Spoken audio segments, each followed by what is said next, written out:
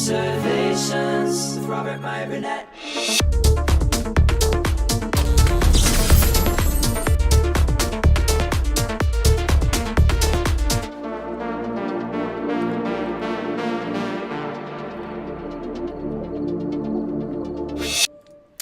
Well, greetings, imagination connoisseurs. Welcome to the Robservations Midnighter, episode 11.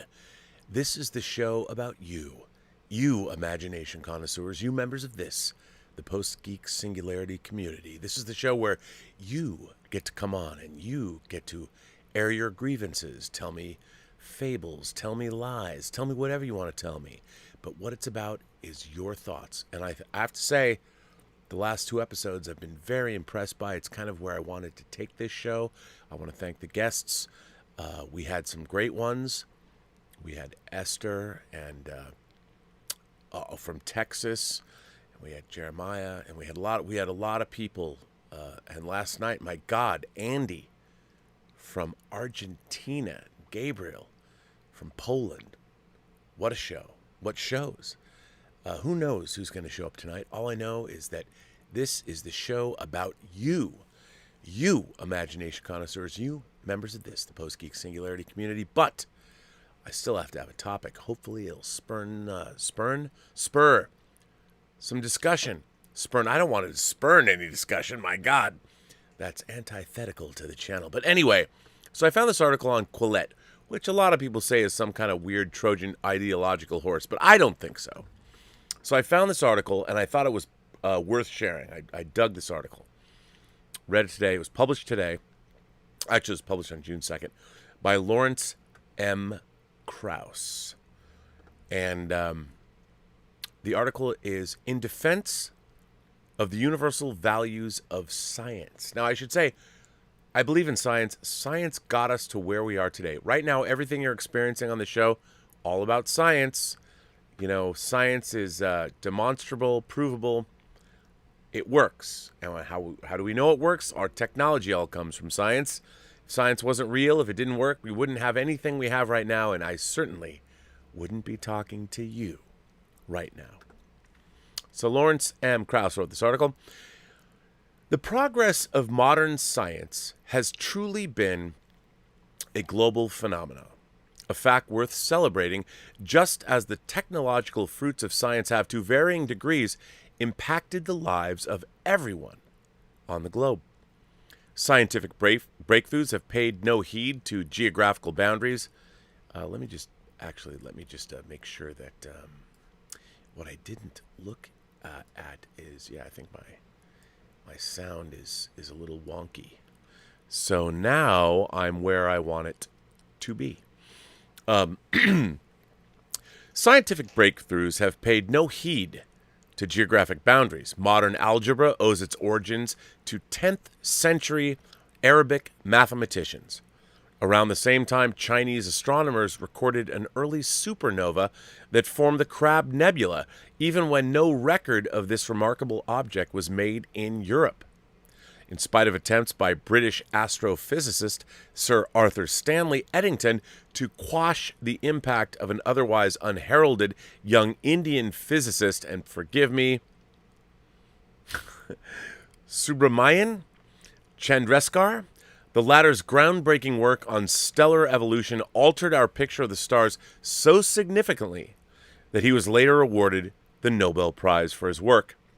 Nevertheless, the postmodern notion that the empirical scientific knowledge is somehow culturally derived, with little or no objective underpinning, has continued to persist in various social science and literary corners of academia far removed from the rush of scientific progress. Until recently, it seemed inconceivable to imagine that any physical or biological scientists could become so misguided as to argue against the empirical basis of their own fields. But we're living in strange times. This week, the Divisional Dean of Social Sciences at the University of Oregon sent an email to faculty to encourage you all to attend this exciting presentation by a visiting physicist which was described as follows: scientists versus science, race, gender, and anti-intellectualism in science. Abstract. Black thought can help us free science from the white supremacist traditions of scientists. Scientists versus science will use black feminist and anti-colonialist analysis to show that white supremacy is a total epistemic system that affects even our most objective areas of knowledge production. The talk hinges on the development of the concept of white empiricism, which I introduced to give a name to the way that anti-intellectual white supremacy plays a role in physicists' analysis of when empirical data is important and what counts as empirical data. This white empiricism shapes both black women's and other experiences in physics and the actual knowledge produced about physics. Until this is understood and addressed directly, systems of domination will continue to play a major role in the practice of physics. On its own, this racist nonsense would not deserve remarking on here, even if it does lead one to wonder how its author, who apparently doesn't understand the empirical basis of her own discipline, could gain an appointment at a physics department. But the response it produced by the administrator at Oregon is more worrisome. The dean at U of O should know better, being a professor of anthropology, although his specialization in folklore and public culture suggests he might be particularly sympathetic to arguments that knowledge is culturally or racially derived. The dean's email apparently received wide circulation beyond the University of Oregon in the academic community. A tweet from Bruce Gilley, who is a professor of political science and public policy and on the board of the National Association of Scholars, saw what the U of O dean had missed, namely that the underlying pretext of the talk was itself racist. He remarked, "Neo-racism is now spreading like wildfire in the academy with the normalization of racist and anti-scientific research that freely denigrates people based on race. This talk below will use black feminist and anti-colonial analysis to debunk white empiricism." Galileo would have discovered 4 moons of Jupiter with his telescope, regardless of his sex or pigment. And DNA is a double helix, regardless of whether it was Rosalind Franklin's crystallography that demonstrated it, or Watson and Crick's analysis of that empirical data. Empirical evidence is not white, black, and the term black theory makes no intellectual sense. As it turns out, the U of O talk was abruptly canceled, with no reason given in the announcement. I agree with Professor Gillely's assessment that, having been announced, a better course would have been to have proceeded with the talk and allowing those present to then ridicule its premise via intelligent rebuttal. I wonder, however, whether that would have happened, or whether there would have been polite applause for fear of appearing racist by asking pointed questions. I happened to attend another online talk by this individual, in this case a physics seminar. Each slide shown also included a reference to a different racist incident that happened in the U.S. Speaking to other colleagues after the seminar, I wasn't the only one who questioned the appropriateness of this political commentary from beginning to end in a seminar on dark matter. As would I have equally squirmed had each slide quoted a different lie uttered by Donald Trump when he was president. Yet none of us spoke up at the time to raise any concerns. We need to be willing to be more vocal up front about our critical assessment of nonsense emerging in academic, scientific settings. In more reasonable times, this nonsense would never have passed the selection criteria applied by seminar organizers and any serious academic departments in the first place. In current times, such gibberish instead helps promote a dangerously distorted view of science that can fall upon receptive ears among even senior academic administrators. Now you're going to ask me, Rob, your channel is not political. Why did you read this? What was it about this? Okay, let me tell you something that terrifies me. All right? Science in the 20th century, allowed the human life expectancy to rise 30 years in 100 years. Our life expectancy went into the 80s because of scientific advancement. If you were to pick up an apple and you were to drop it on your own head, it doesn't matter what color, gender, it doesn't matter. It's going to fall on your head exactly the same way. What worries me about science, and I love science, every email I send to anyone has a YouTube link to a video with Neil deGrasse Tyson in it talking about the importance of science. I am talking to you right now because of our scientific achievement. Science is peer-reviewed, it's demonstrable, it has to be repeatable. A hypothesis is just a hypothesis until it is disproven. We must not allow the scientific method to slip, to let us down, be polluted by anything that takes away from the scientific method. Science and truth does not care who you are, what you are, how you feel. Science is indifferent to you personally. And science has made our lives great. And I get scared when I read about what's happening in academia to our sciences because a lot of scientific advancement has happened in our colleges.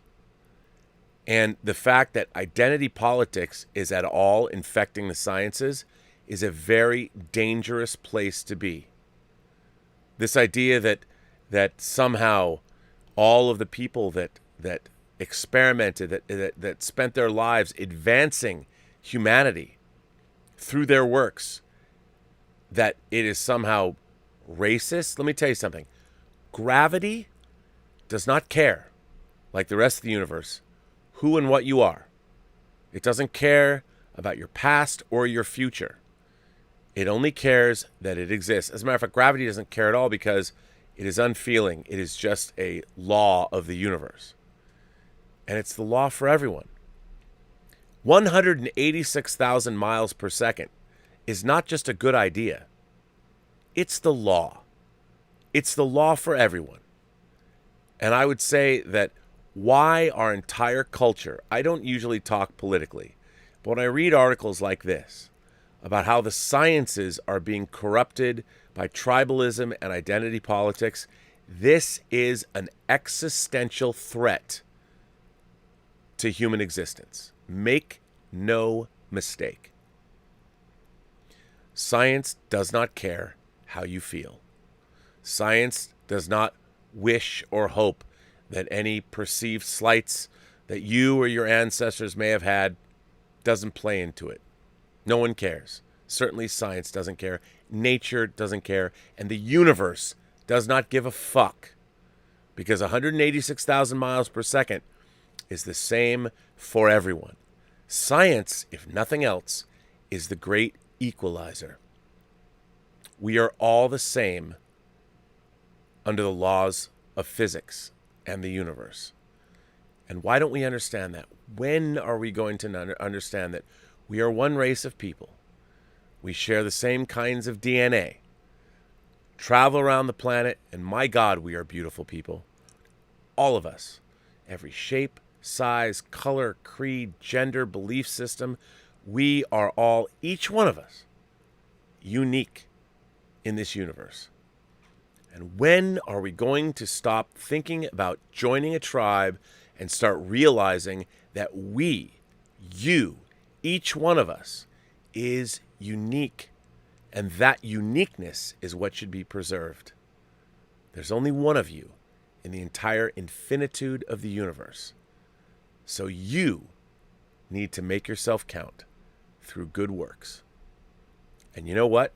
I know all of you, as imagination connoisseurs, I have confidence. I know that this audience, all of you, I don't care where you're from, I don't care what you look like, I don't care who you like to fuck, I don't care what you believe in. All I know is that you are imagination connoisseurs and you matter. There is only one of you in the entire infinitude of the universe. You are precious. You are unique. And I'll tell you something. We need science. We deserve science. Good science. Science that is peer-reviewed. Science that is proven time and time again. Because each one of us is unique. We need good science. Our entire civilization is based upon it. So anyway, I decided to get a little fiery, a little preachy tonight. But you know what? All of you, every one of you, deserves. Science is the light that guides the way through the indifference of our universe. Anyway, that's what I want to say. Darth Plato sends in a tip and says, in the 30s, the Nazis said that Einstein couldn't be taught in schools because Einstein wasn't of the correct race. I hope people are starting to see the similarities between then and now. Well, Darth, as you know, people who do not learn from history are doomed to repeat it, as they say, and I am in complete agreement with you. These are things that I thought we already knew. I kind of thought that when I would be an old man with one foot in the grave, that we would be different than we are now. I thought we were on a pretty good path, a pretty good evolutionary path. Our culture was doing well. And somehow in the last 6 or 7 years, we've been completely derailed. And I don't get it. I don't get it. We've got Elon Musk launching rockets into orbit that land on platforms at sea. Now they're landing on platforms on land. But my God, the technology is incredible. It's incredible. And yet, my God, we're attacking the very basis of science based on identity politics? Fuck your identity politics. You know what? It isn't going to change gravity. If you hold that apple above your head, the apple doesn't give a fuck. It's going to fall on your head when you drop it. There's no such thing as identity politics in science or physics or the universe. So stop that noise. Stand up for science. Stand up for the scientific method. Because science doesn't care what color you are, what your sexuality is, what religion you are, what God you believe in. Science is just something that exists. It is just the natural order of the universe waiting for us to discover it. Always bet on science. That's what I have to say. That was what I wanted to do tonight. You know what I'm going to do now? I am just going to drop in. I'm going to drop in a link. So, wait, that's not the link I wanted to drop in. So I'm going to send out the link so you can be in the show, and I want to know, what do you think about science? What do you believe? And here it is. So remember, I would ask, if you have a microphone, a good camera, join the conversation. And if you have been on the show before, I would ask you to hang back and see if we get anyone new, because my God, the last 2 nights, such good conversation. So here it comes, boys. Like Kirk said to Con, it's coming through now, Con. By the way, it is now June 4th. June 4th is now the 39th anniversary of the release of Star Trek: The Wrath of Khan. It is also the 22nd anniversary of the release of Free Enterprise. Ooh, we have Taybe coming in. Let's hope that Taybe can hear me. Jeremiah is here, and Taybe is here, but I don't see Taybe. Jeremiah, can you hear me? I'm doing well. You sound chipper. You sound good.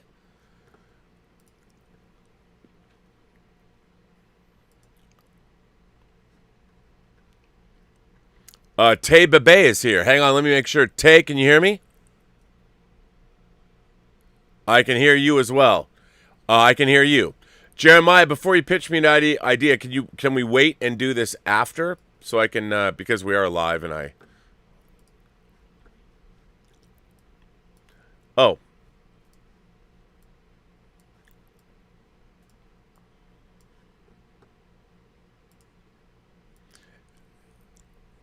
Oh, it is. Well, do you want to say this live?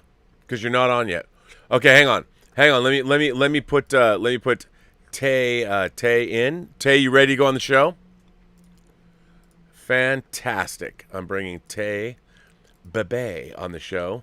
And Tay has not been here before, so this is exciting. I love having people that haven't been here. So Tay, welcome. Let me just put you in as everyone's watching. They're going, "What do you do, Rob?" As you randomly put people on the show. Well, it's not like StreamYards. It's like a TV studio. So, ladies and gentlemen, boys and girls, kind souls, gentle people across the 28 known galaxies, welcome Jeremiah and Taybe. Now, Jeremiah, we know, is coming to us from Houston, Texas. The stars at night are big and bright, deep in the heart of Texas. Houston's a coastal city, so it's not in the heart, but it's part of the heart of Texas. Now, Tay, sir, where are you coming to us from tonight? I am from Anaheim, California. So you're close to me. Yes. Have you been to Disneyland since it's reopened? I have not. Are you well? You've been to Del Taco apparently. Yes. Well, welcome. Are you? Would you consider yourself an imagination connoisseur? Very much so. Yes. I love that. Now, let me ask you, since it's your first time here, what broke your imagination cherry? What was the thing that got you into becoming an imagination connoisseur? What was your first love? What seduced you into the life?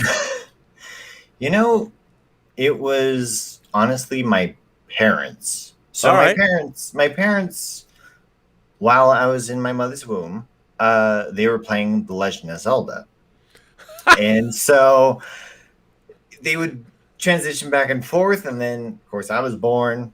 And from ever since I can remember, I watched Star Wars. I watched Star Trek, Next Generation. And just growing up through the years, just had this love for like storytelling and stuff. And then it wasn't until I could read myself, Frankenstein was I was like, what is this? Now, did you read the book? Did you read Mary Shelley, or did you see the film? I haven't really seen any films, but I've read the book. Okay. Yes. Which is one of the first, postmodern Prometheus, one of the first science fiction novels, really, of the modern era. Mm-hmm. Yeah. So, well, that's good. That's a good thing. Yeah. Well, now Jeremiah just said before I brought him on, said he wanted to pitch me an idea. So, Jeremiah, I cede the floor to you, sir. Okay, perfect. Well, like I said, it is your 700th episode coming up. What, later on today? Later on today, yes. In just a few hours. So, in honor of that, I mean, I know you're always interviewing us when we come on the show, but if you would offer me a little bit of your time, I would like to interview you, give you a few quick questions to answer, to reflect on, to mull over, if you so choose. I just want to put it out there. I'll do that. You want to do that on the show, the 700th show today? Oh, I just meant just now. It's just some questions to more about. Why don't we do it now? If you're gonna, I'm all up for getting the 5th degree. Please, cheers to that. All right. Greetings, fellow imagination connoisseurs. It is I, the James Lipton of the Jim Crow South, and I am here with the Viceroy of Verisimilitude himself, Mr. Robert Meyer Burnett. How are you doing tonight, sir? I'm doing well, Mr. Lipton. This is my first time in the Jim Crow South, and to be honest, I'm a little uncomfortable. Oh, there is no need to be uncomfortable at all, sir. This is your domain. I am merely a visitor. And I just wanted to kick things off by introducing you to everyone here. Of course, our audience knows you very well, but just to set the stage, I wanted to let everyone know that the esteemed Viceroy has actually learned so much about film. He is such a beautifully erudite and humble man. But he is simultaneously a cinematic savant that knows so much more, has forgotten so much more than I will ever learn about film. And I'm humbled to speak with you tonight. So thank you for giving me the time. Well, Mr. Lipton, it's a pleasure to be here, and I'm happy to have Taybe here to a witness whatever it is you're about to ask me. Thank you. Don't feel left out at all. If you want to hop in on any of these questions, I tried to leave them open, so anybody feel free to just chime in. All right, so Tay, you can give me the 5th degree if you want to. So yeah, of course, feel free to skewer me however you want. It is by no means a closed roast. So the first question: C-3PO or Angelina Jolie in Zemeckis' Beowulf? Which golden creature would we keep in existence, and which one has to be deleted from human memory forever? Well, C-3PO is familiar with over 3 million forms of communication. And I would say, as a creature of the universe, as a universalist as I am, you never know who you're going to meet, and language is important because if nothing else, we have to know how to talk to one another. And if you had Goldenrod here helping us, he could translate just about any communication I'm going to come across. So I think it's vital I understand all the people that I meet. So I'm going to take C-3PO. Really, man? Angelina Jolie didn't stand a chance. Nope. Beowulf is a nope. Oh, all right. Well, nope. that was as annoying as C-3PO is. I mean, if I'm going to be a man of the universe, and I'm going to understand people, because I think understanding and people's words and meaning, it's very important. And having a great protocol droid who can understand the primary language of moisture evaporators, you never know when you're going to need that. So I'll take C-3PO. No one needs any deformed troll babies, so yeah, wise choice. Second one, George Lucas or Steven Spielberg. One has to be erased from existence forever. So which one and why? You know what? I'm going to take my man Steve, because I think Steven Spielberg ultimately, through his work, has celebrated life, has celebrated existence. Everything from let's start with Jaws, for instance. Jaws is the story of a man who he doesn't even want to admit to himself he lives on an island. Even he says it's only an island if you look at it from the water, and yet he overcomes his fears and he goes out onto the ocean, the place he's scared of the most, but to preserve the life of his community and his family. He braves that unknown. He braves his fear in order to destroy the monster that can destroy his entire community. That's what Steven Spielberg has to say. Or he believes that a young boy can find enough humanity and compassion to create a bond with an extraterrestrial being that does not belong on this earth, that is abandoned, and once again proving that humanity will prevail. And throughout, whether it's The Color Purple, Amistad, whether it's Lincoln, whether it's Minority Report, whether it's Close Encounters of the Third Kind, at the core of Spielberg's work is the belief that humanity will prevail. Whereas George Lucas, the dehumanizing nature of THX 1138, sure, one man will break free, but to where? It's one thing to break free, but how are you going to preserve humanity? I think George Lucas is somebody who has not uplifted the world the way that Steven Spielberg has consistently throughout his 50 years of making movies. Okay, valid point. And to that point, or to, I guess, drill down into it a little bit more, we originally, kind of hit it off. You allowed me into your good graces because you saw a book of Pauline Kael reviews that I have. So Ms. Kael actually wrote that Spielberg is a master showman that can stage a movie cliche so that it has Fred Astaire's choreographic snap to it. He transcends the cliches by sensational whiplash editing. How would you respond to that? Agree, disagree? I disagree. I think that the one thing that Steven Spielberg knows how to do is he is a virtuoso of the cinematic language. And before Spielberg existed, there were very few directors that had the mastery over the cinematic language that he had.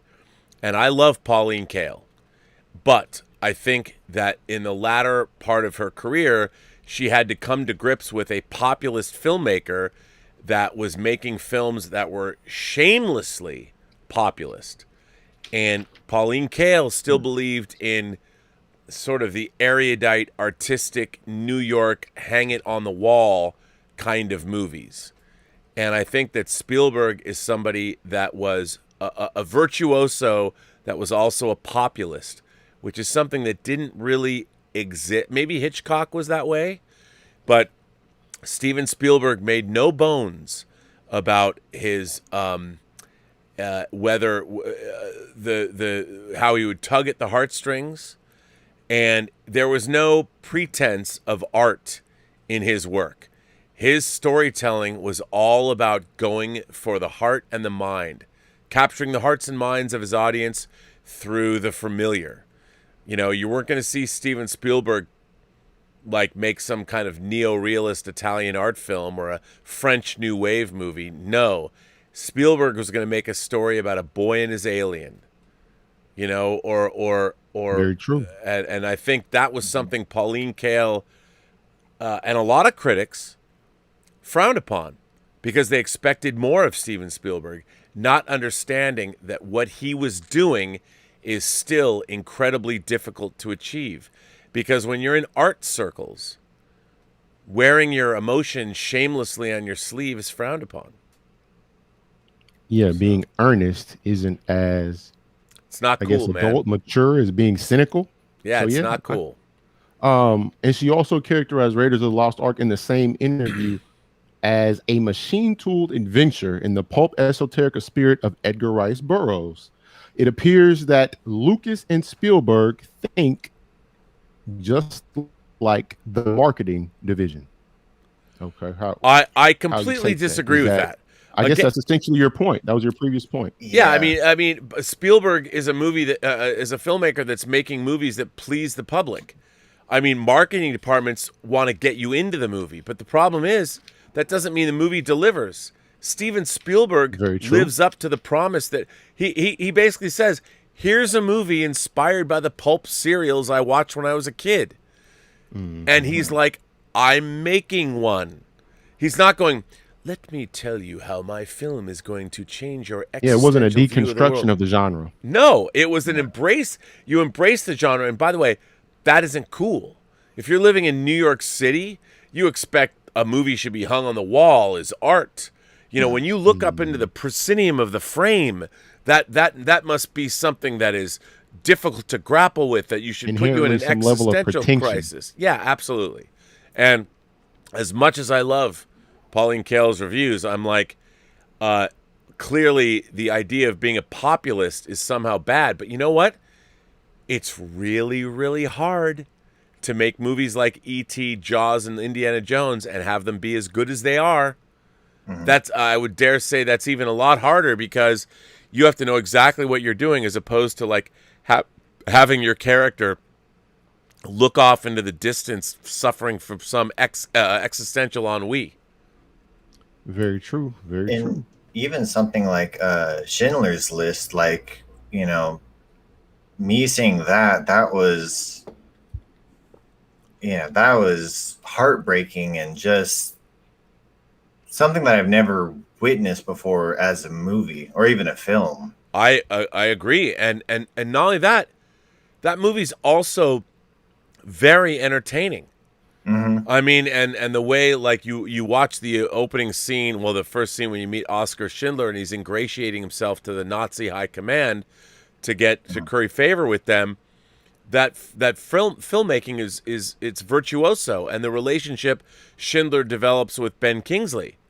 Mm-hmm. You know, and it I mean, believe it or not, in the midst of this horrific genocide, you have two men that actually develop respect for one another, and Oskar Schindler will pretty much put his life on the line, his business, everything he's built on the line to save Ben Kingsley.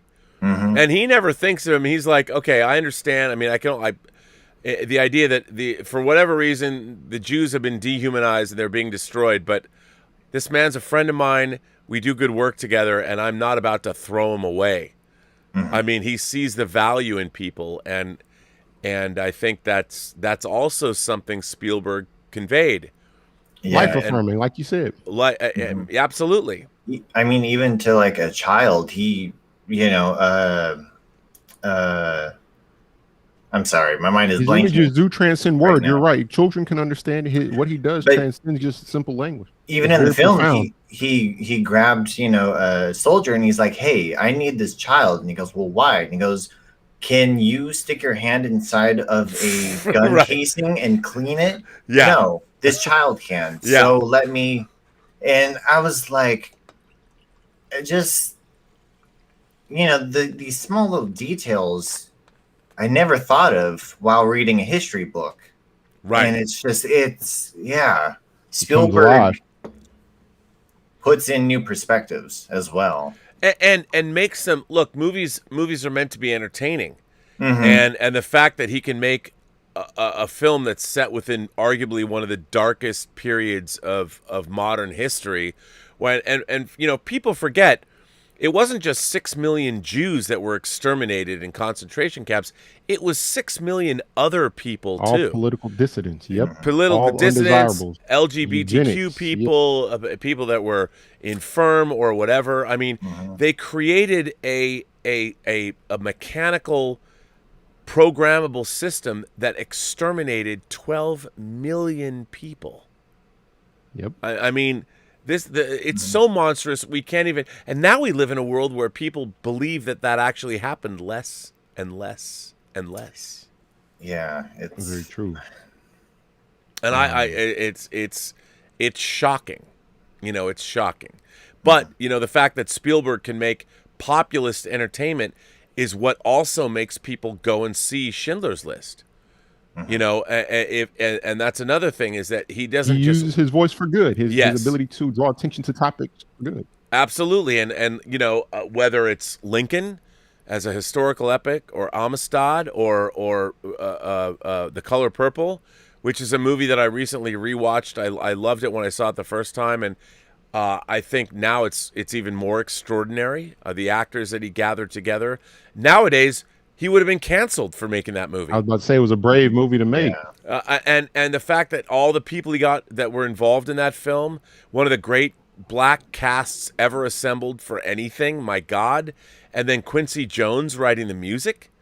I mean, it was and Alice Walker's source material.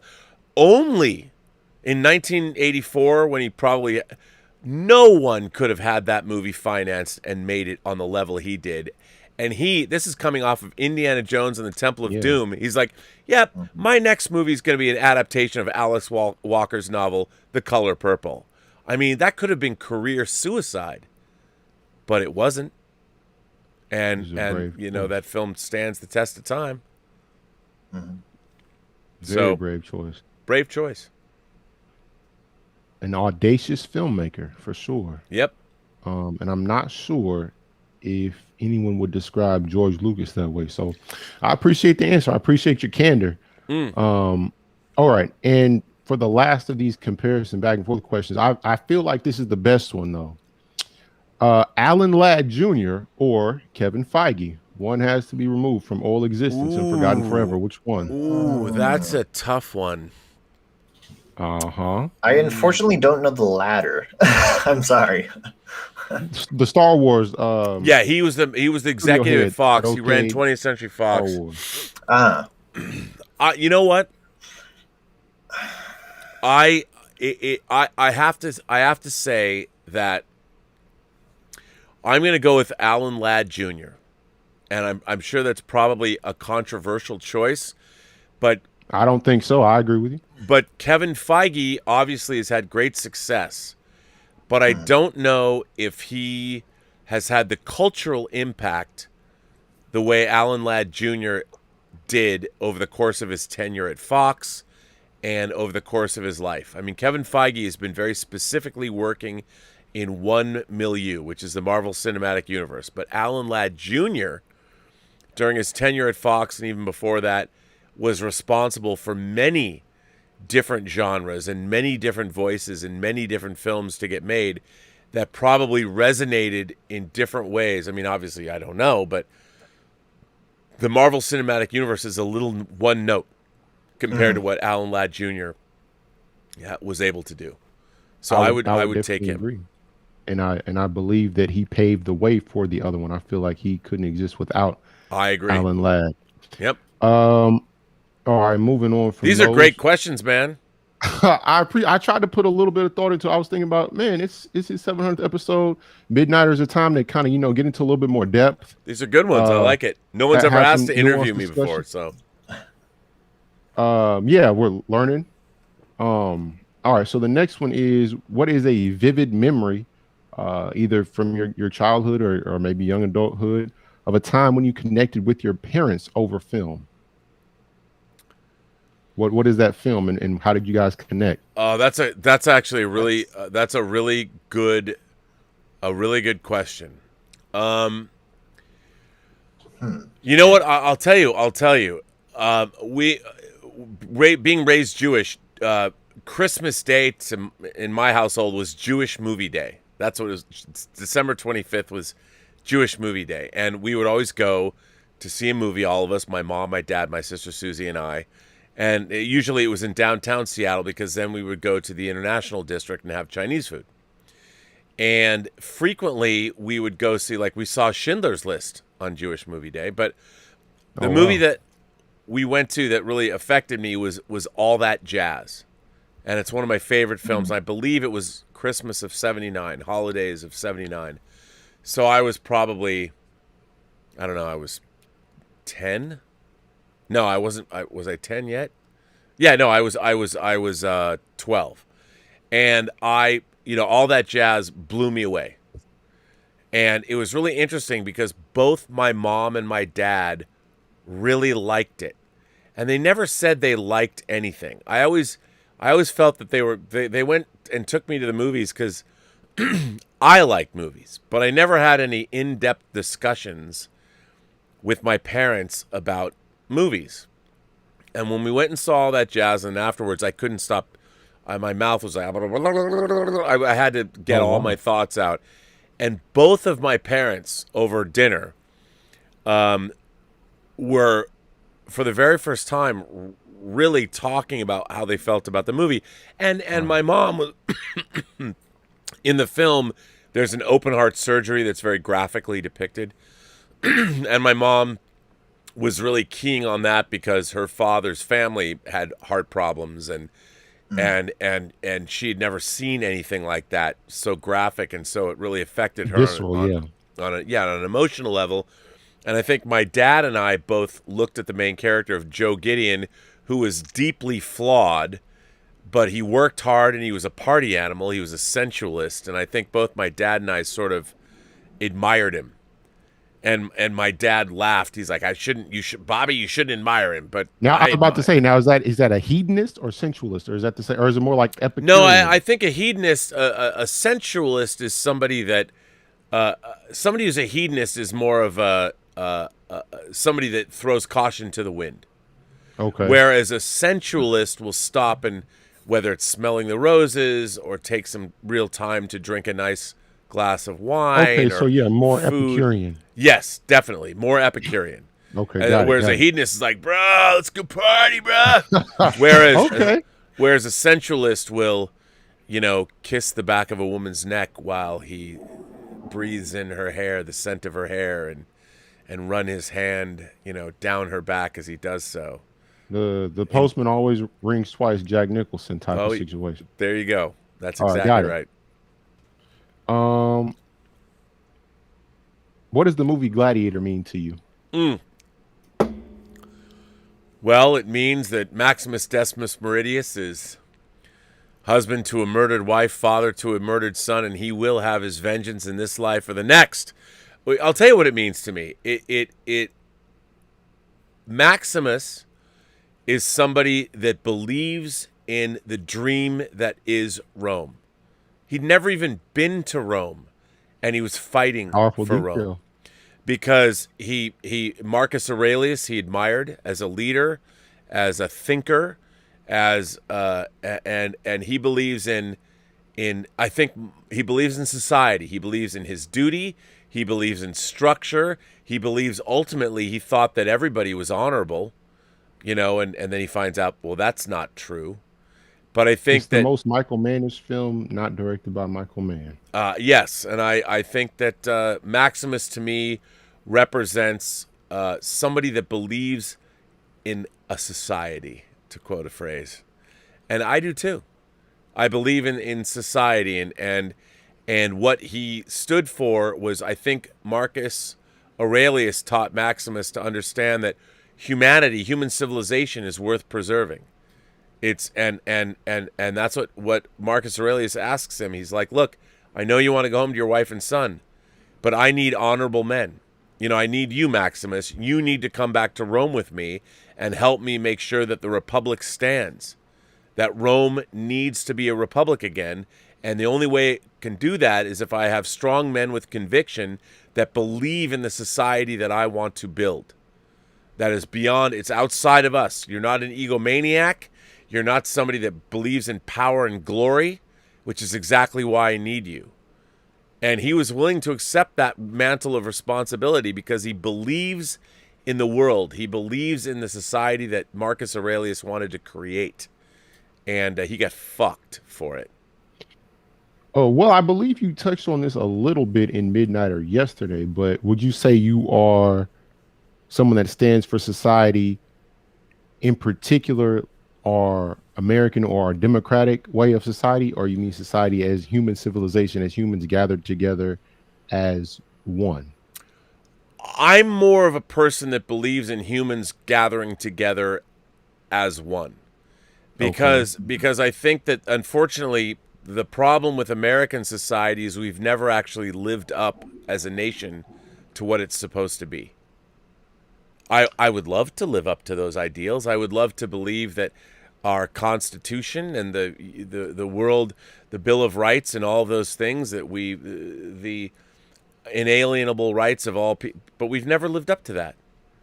And I think that what I do believe in is if you get 10 different people together from 10 different countries that have never met one another, that don't even know why they're together, and you put them together and you give them a task, I believe in their ability to do that, even if they don't speak the language. I think that there'll be somebody amongst that group. Say your task is, I don't know, you have to. I think The Martian spoke to that a little bit. Yeah, absolutely. And I think that's exactly, I do believe in the power of humanity to come together. America, unfortunately, is not living up to its own precepts, and I don't understand why. Would you go as far as to say America is Joaquin Phoenix in Gladiator? Not entirely, because I don't think America as a nation, there's too much greatness in America. I think Joaquin Phoenix was a small individual. He didn't have the love for whatever reason. Complex. Yeah, I don't think Americans suffer from that. I think that, and by the way, I think that most Americans, when you pry them away from their physical media or their phones or their whatever, I think if you get the one thing that Americans have going for them, which is something I've realized traveling around the world, is Americans are they're the first people that'll say, like, that sounds like a good idea, let's go do it, and that's something that I think is unique around the planet. Not everybody thinks that way. And you know what else people say that people abroad don't like about Americans is that we smile all the time. And I think that's a good quality. I want to be known. If I'm going to come from a country, I want to come from a country where people smile too much. Because I think we smile involuntarily. I think Americans, we take delight in some of the smallest things. And that's why we smile. Let me get a little bit more specific then and recontextualize my comment to make it more clear. Would you say the American governmental system is Joaquin Phoenix? I believe the people of America, the citizens of America, to your point, are Maximus. Yeah. Well, I believe we're used against our will, manipulated against our will. Yeah, I think that the problem with our system of government as it exists now is all it's doing is perpetuating the government.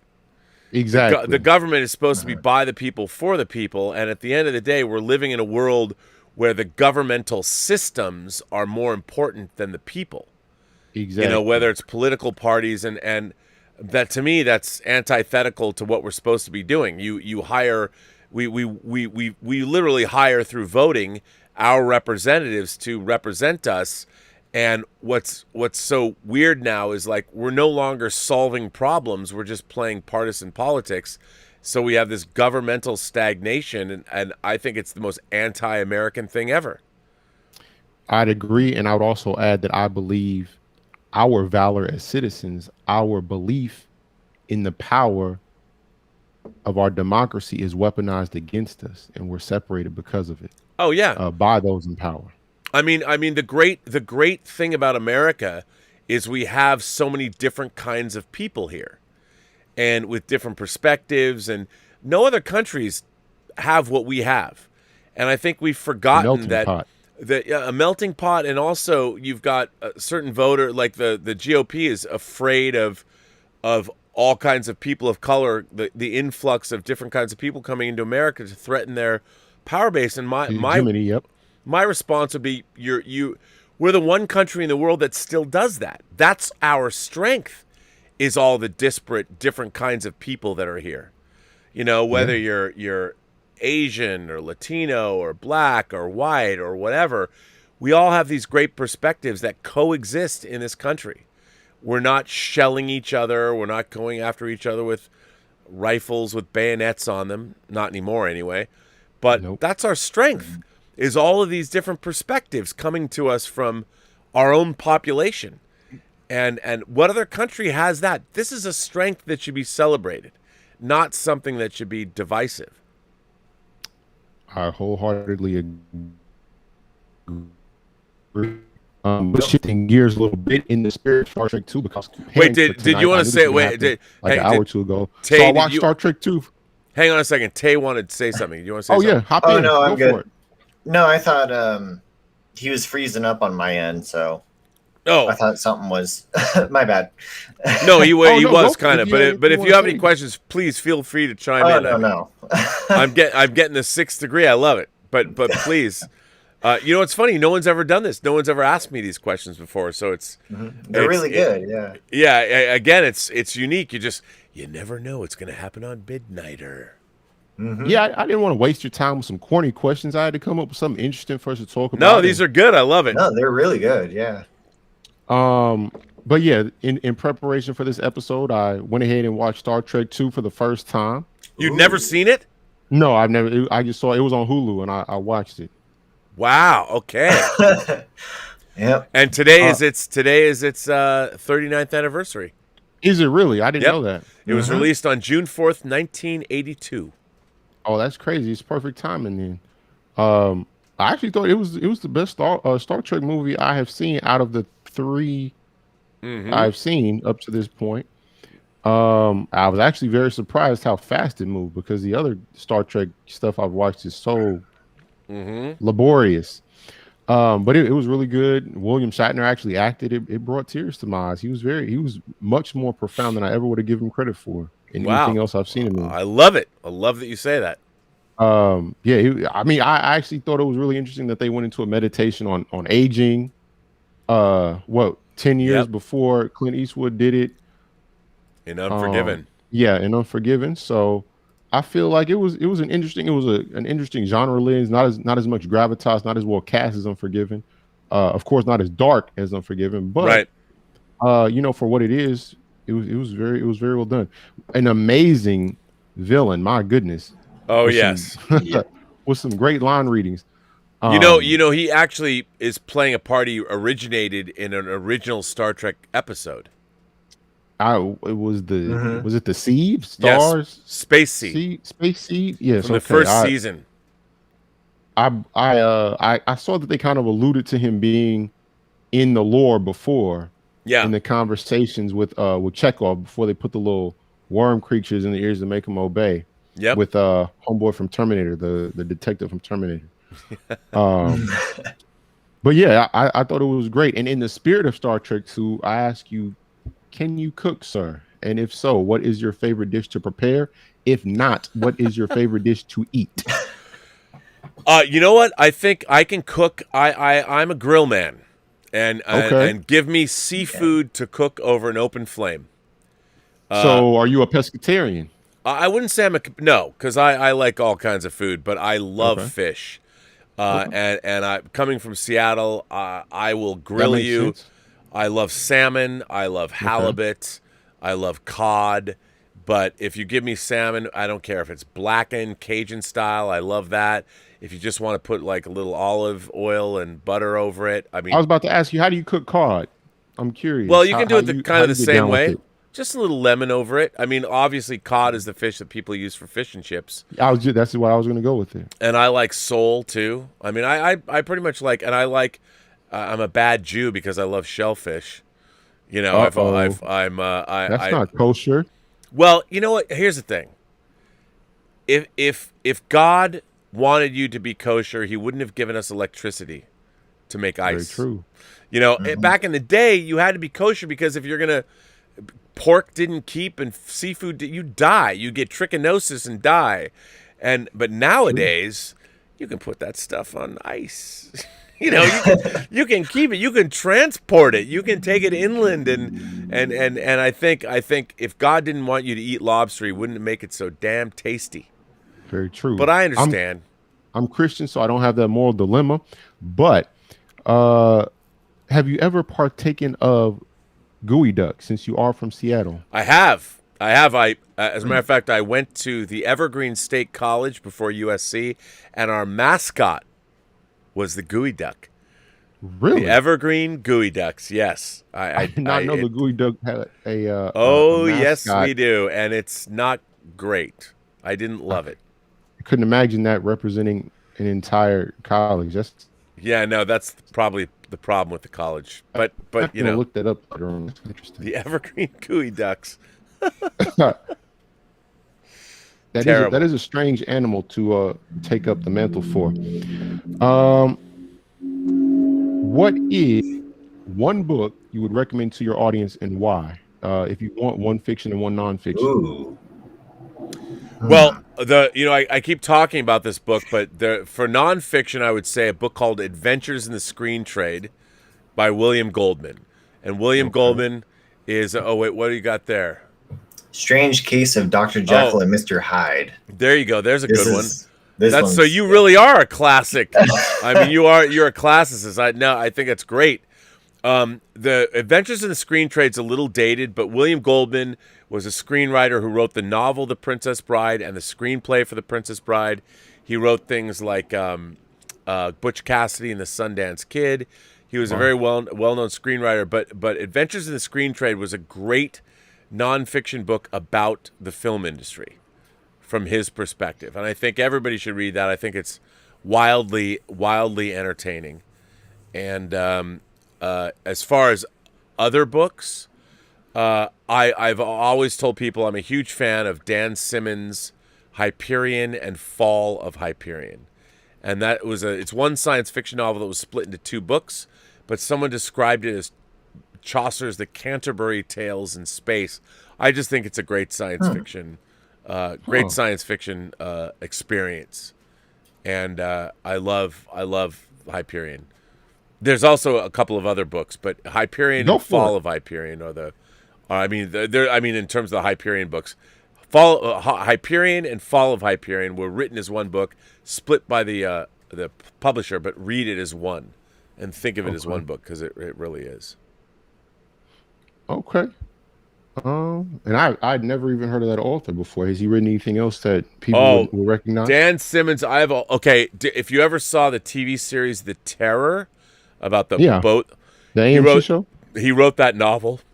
Really? That series was based. Look that up now. Yeah. That's so urgent. Dan Simmons has written a lot of great books, and he wrote some of my favorite horror novels, like Song of Kali, which is set in Calcutta, India, and Carrion Comfort, which is great. I have a a whole shelf right here of Dan Simmons books. And he also wrote a very interesting, very moving book called The Hollow Man. Not the Paul Verhoeven film. No, no, connection. no. It has nothing to do with that. It's more no. What a shame. I know. No, nothing to do with that. If Rod Serling were alive today, what would he say? Oh. He would say that people didn't watch enough Twilight Zone. Because he's like, I tried to warn you. I mean, I gave you 5 seasons of this stuff.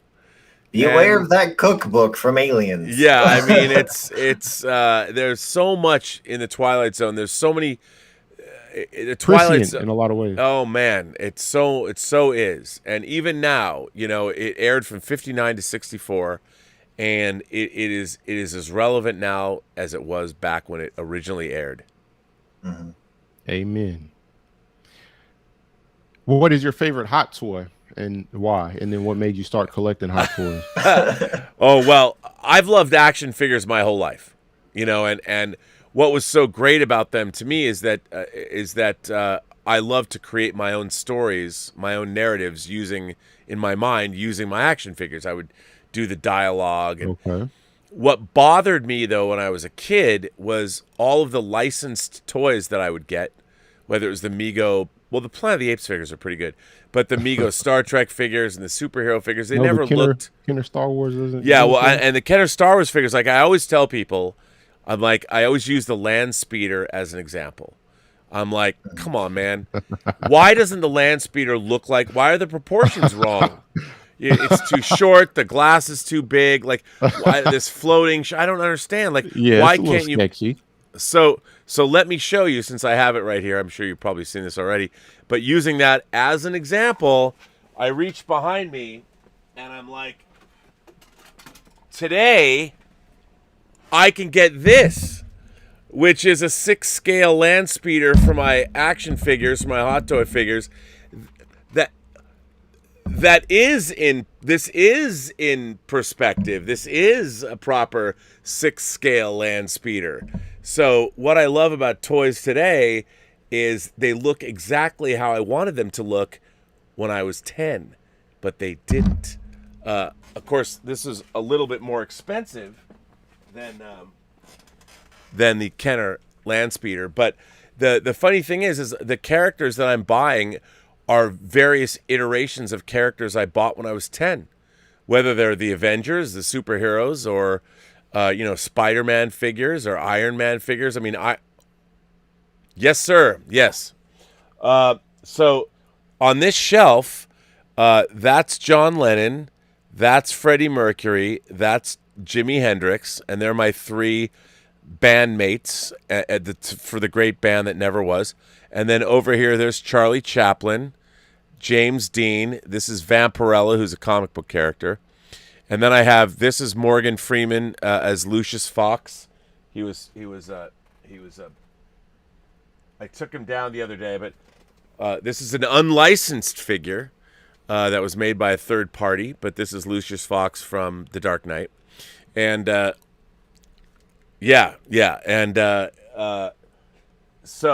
yes, so this is and then of course that's Michael Corleone from Godfather 2. So it's, I mean, that I love these. Look at this. I mean, what's not to love when you have like super, like, look at the quality of these figures. It's insane, amazing. And like, you look at things like here. I've got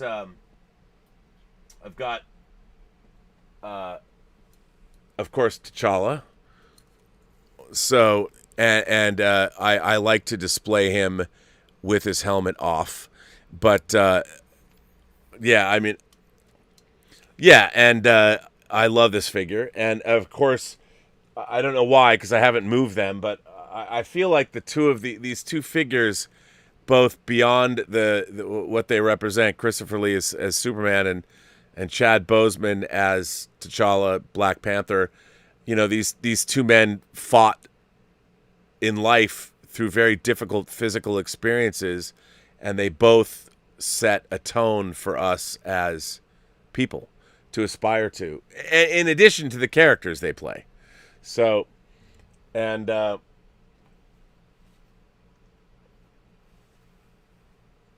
yep, yeah, and you know, it's funny. I just got some cases today that I've been waiting for.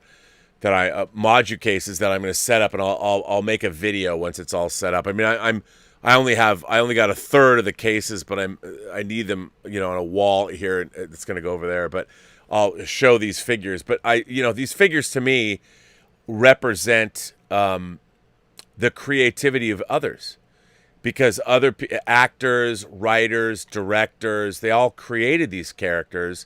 And if somebody's making an action figure of somebody, then they have to be indelible enough to warrant that.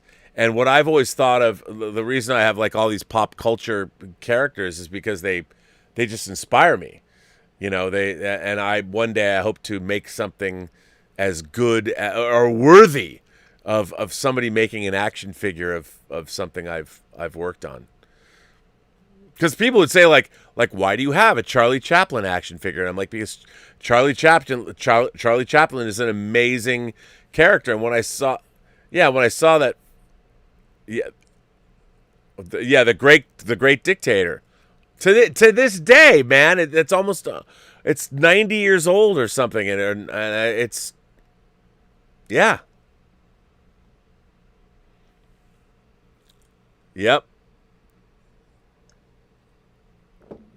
Yes, and I think that's why. I mean, you asked me my favorite hot toy. It's not on display. I've got to take it out. Is my Vito Corleone from The Godfather, because it's like this Michael Corleone that's sitting here, well, behind Green Goblin. That's a third-party figure. It's unlicensed.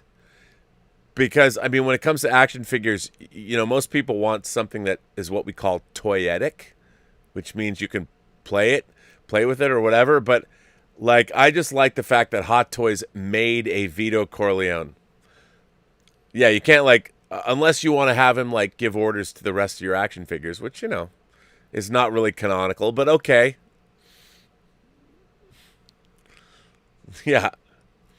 But it's great because I got a great Tony Montana figure that comes in it with a chair, and the way I have him displayed is usually he's like slumping over as if he's done a mountain of cocaine. He's got a gun in one hand and money in the other. Yeah, it's pretty toyetic.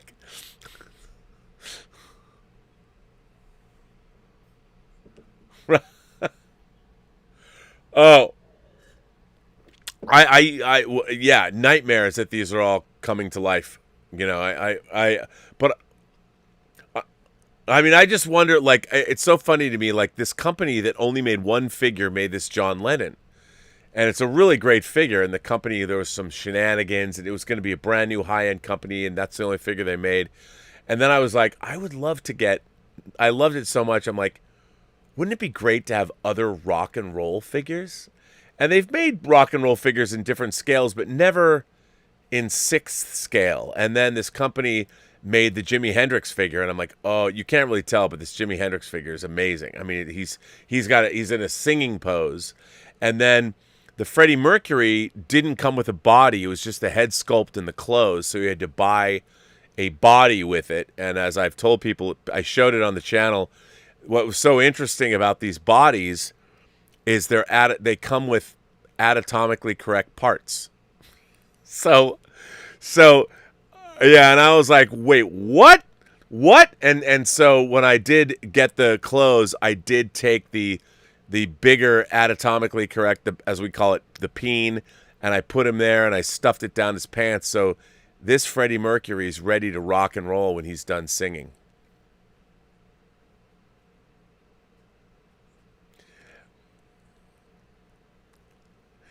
I couldn't believe it. Like, you know, you buy an action figure body and there's this little white pouch. I'm like, what is this? I open the white pouch and I'm like, there's 2 choices of penis size, and then there was an erect penis. But then, you know what? I'll tell you something.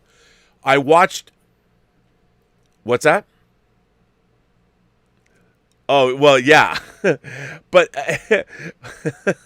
one of the things I didn't understand is that these bodies that are very realistic are used in art classes. And I didn't realize this, and I was like, because I thought it was so funny. There are art classes that use these bodies for figure painting. And I'm like, oh, no wonder they're anatomically correct, because you have to, add on whatever it is you want to draw. Yes, that's exactly right. That's exactly right.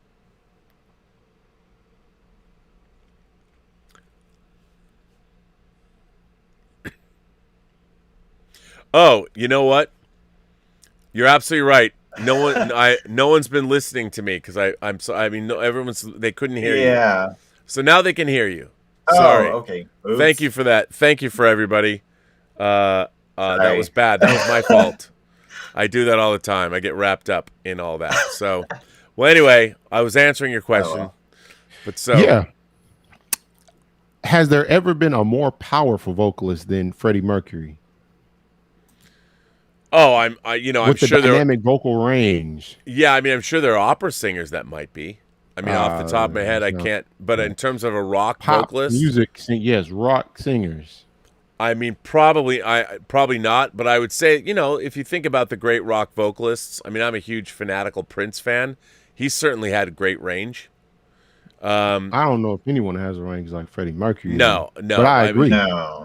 No, I think Freddie Mercury is his range is unbelievable. But and again, a different kind of thing going on.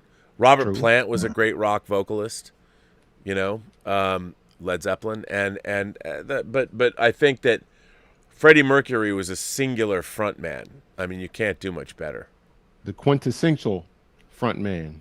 Yeah. Of all rock and roll, I dare say. I also wanted to touch on another two things, and I wanted to get you back. And this is in relation to The Shining. Probably most of us go to a gothic eager to be manipulated by someone with finesse, but we don't know how to read Kubrick's signals. It may be that he simply doesn't know us well enough anymore to manipulate us successfully. Again and again, the movie leads us to expect something, almost promises it, and then disappoints us. How do you feel about that? Well, I mean, first of all, if you're familiar with the novel, the movie is very different than the novel, The Shining. But one of the things about The Shining that people forget is most of the movie takes place in daylight. It doesn't take place at night. It's not dark. It's not. The ending is in the maze in the snow at the very end. It's the first time it's really dark, but most of the time it's very bright and it takes place in the light. And I think that The Shining is a movie about psychological horror, as opposed to the kind of horror that. I mean, I think one of the most chilling moments in any movie ever is when Wendy discovers that this book that Jack Torrance has been working on for apparently months is all hundreds of pages that say all work and no play makes Jack a dull boy over and over and over and over again. I mean, and she realizes that he's either lost his marbles or, he's fallen into some drunken haze or whatever, but to imagine that somebody has been that meticulous in their madness and that you're stuck there with them. I mean, that's powerful implications. Yes. And I think I think The Shining works. I think that's what Kubrick was trying to do. He was trying to set up a psychological situation, what isolation does, what alcoholism does. And I that's why I really love it. I think the tone of the movie, people are expecting, if you're expecting The Conjuring or the insidious jump scares that James Wan delivers, I think you're going to be disappointed. But if you want Conjuring 3 out now, go watch it. I know, it opened this weekend.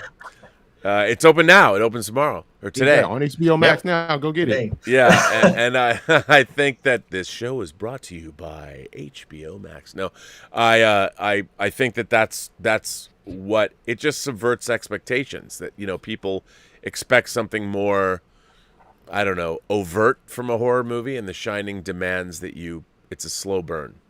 Mm-hmm. Let me go on and read her conclusion. What's increasingly missing from Kubrick's work is the spontaneity, the instinct, the lightness that would make us respond intuitively. We're starved for pleasure at this movie. When he finally gives us a couple of exterior nighttime shots with theatrical lighting, we're pathetically grateful. As Wendy, trying to escape from Jack, opens a window and looks at the snowstorm outside, and then as she pushes Danny out and he slides down the snowbank, we experience, for a second or two, the spectral beauty we have been longing for. Earlier, in the film's most imaginative, chilling scene, when Wendy looked at the pile of manuscript that her husband had been working on, she found only one sentence: all work and no play makes Jack a dull boy. Typed over and over. Well, all work and no play makes Stanley a dull boy too. He was locked up with this project for more than 3 years. And if ever there was a movie that expressed cabin fever, this is it. See, I think all of Kubrick's films, more than any other filmmaker, the first initial viewing of a movie is if his movies people don't like them. And then, I mean, a lot of people do, but the people that don't like them, I think they come around and they reassess how they feel about those movies. And look, that's The Shining is Kubrick's perhaps maybe only B movie. It's a very slick B movie, but it's a B movie. It's a pot boiler. It's a horror thriller that could have been a throwaway second bill at a drive-in, but because it's made by Stanley Kubrick, people think it's great. But that's what he was trying to do. And I think, if you look at his previous work to Shining, Barry Lyndon, 2001, Clockwork Orange, Doctor Strangelove, Lolita, these are pretty heady topics. And then when he dives into The Shining, he's not trying to be pretentious. He's just trying to scare you. And I think he's bringing his own inimitable way of making movies to a horror film. And people are like, why did Stanley Kubrick choose to make this? Like, what does it mean? He's not commenting on society, or he's a Humbert or nuclear apocalypse, or, Barry Lyndon Thackeray being his character being a cat and all that. And Kubrick's like, look, man, I just want to scare you. This movie's not trying to change the world. I'm not trying to explain anything to anyone. I'm trying to scare you. And that's what I hope to do. And it's funny because it is a very Kubrickian film, and it's certainly not my favorite of his because of that reason. It's just a big B horror movie, and but that's what he tried to do. So to say that, well, it's lacking substance, I'm like, well, yeah, by design. Yeah. So, okay. So does that make it immune to criticism? Oh no. I think Kubrick's movies absolutely are worthy of being criticized. I just think that, so frequently what happens is we review things, if we're going to be critical, we review movies the way we wanted them to be, not necessarily the way they are.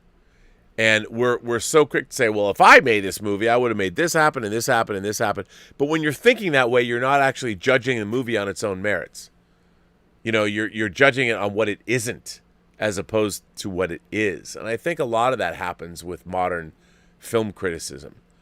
That picking it apart preemptively before you experience it. Yes. And also even after you do, it's a very pedestrian. When I read these analyses, it always seems like, well, yeah, that's obvious. I mean, I think it's pretty apparent that's where the filmmakers were going. But, you're acting like, ooh, you only you have found this revelation or something. But yeah, it's weird. I mean, it's even kind of like when I saw Avengers Endgame and my parents saw it, they're like, it's just all these characters fighting each other. And I'm Right. like, guys, I've been waiting for this for 30 years. Like, come on. Yeah, I feel the And- same way too. And by the way, I think Infinity War and Endgame put together are an astonishing achievement in fantasy filmmaking. It's what they try and pull off and what they go for, whether it's time travel through the quantum realm or the opening scene where Thanos beats the shit out of Hulk. I mean, it's so, and it's all earned. It doesn't work if you don't know anything about the MCU and you watch Infinity War and Endgame. I mean, maybe you could get what's going on, but I mean, it's so like, I reach over here and I'm like, I love my man Thanos. Yep. Okay, this is an aside. This is a digression. Is Avengers Endgame the ugliest movie ever filmed? My God, the ending of that movie looks horrible. I mean, they are in the midst of a big battle. Why did the battle have to take place with dust in the air? Rob, please, why? Well, there's a lot of people running around. there's a lot of energy being. Remember the whole Avengers headquarters exploded. It's a comic book movie, Rob. Why was it so dirty and dark? And you even had to go. Sorry, you even had to go back too because it was aliens. I mean, Tony Stark was envisioning this, outer world, scenario foreshadowing. Jack Kirby doesn't draw dust. Well, I would say this though. If you look at movies like Jarhead, when we were fighting in the in Iraq and there was oil burning, like oil derricks on fire, the sky looked like it looked at the end of Endgame. It gave me a headache. But it was all that. Remember the detritus of the wreckage of the Avengers base and Infinity the discharge of all the weapons. And it was pretty. Well, like in Wakanda, you had all that lush greenery. It was clear. It was easy to read. It was easy to follow. The scenes were blocked much better, and a lot of the time in Endgame, I felt like the characters were waiting to have the Infinity Gauntlet pass them, and the rest of the time they're just twiddling their thumbs. But anyway, that's a digression. I wanted to touch on looking at Pauline Kael's review of Return of the Jedi. Now that we have the hindsight of Rise of Skywalker. And this is my last one, but I think this is the most interesting one, and I wanted to get your feedback. I'm scared Lucas now. produces the busiest movies of all time. They're made on the assumption that the audience must be distracted every minute. Return of the Jedi is packed with torture scenes, and it bangs away at you. It makes you feel that you've seen it all before. I don't mean to suggest that Lucas intends to shortchange audiences. Quite the reverse.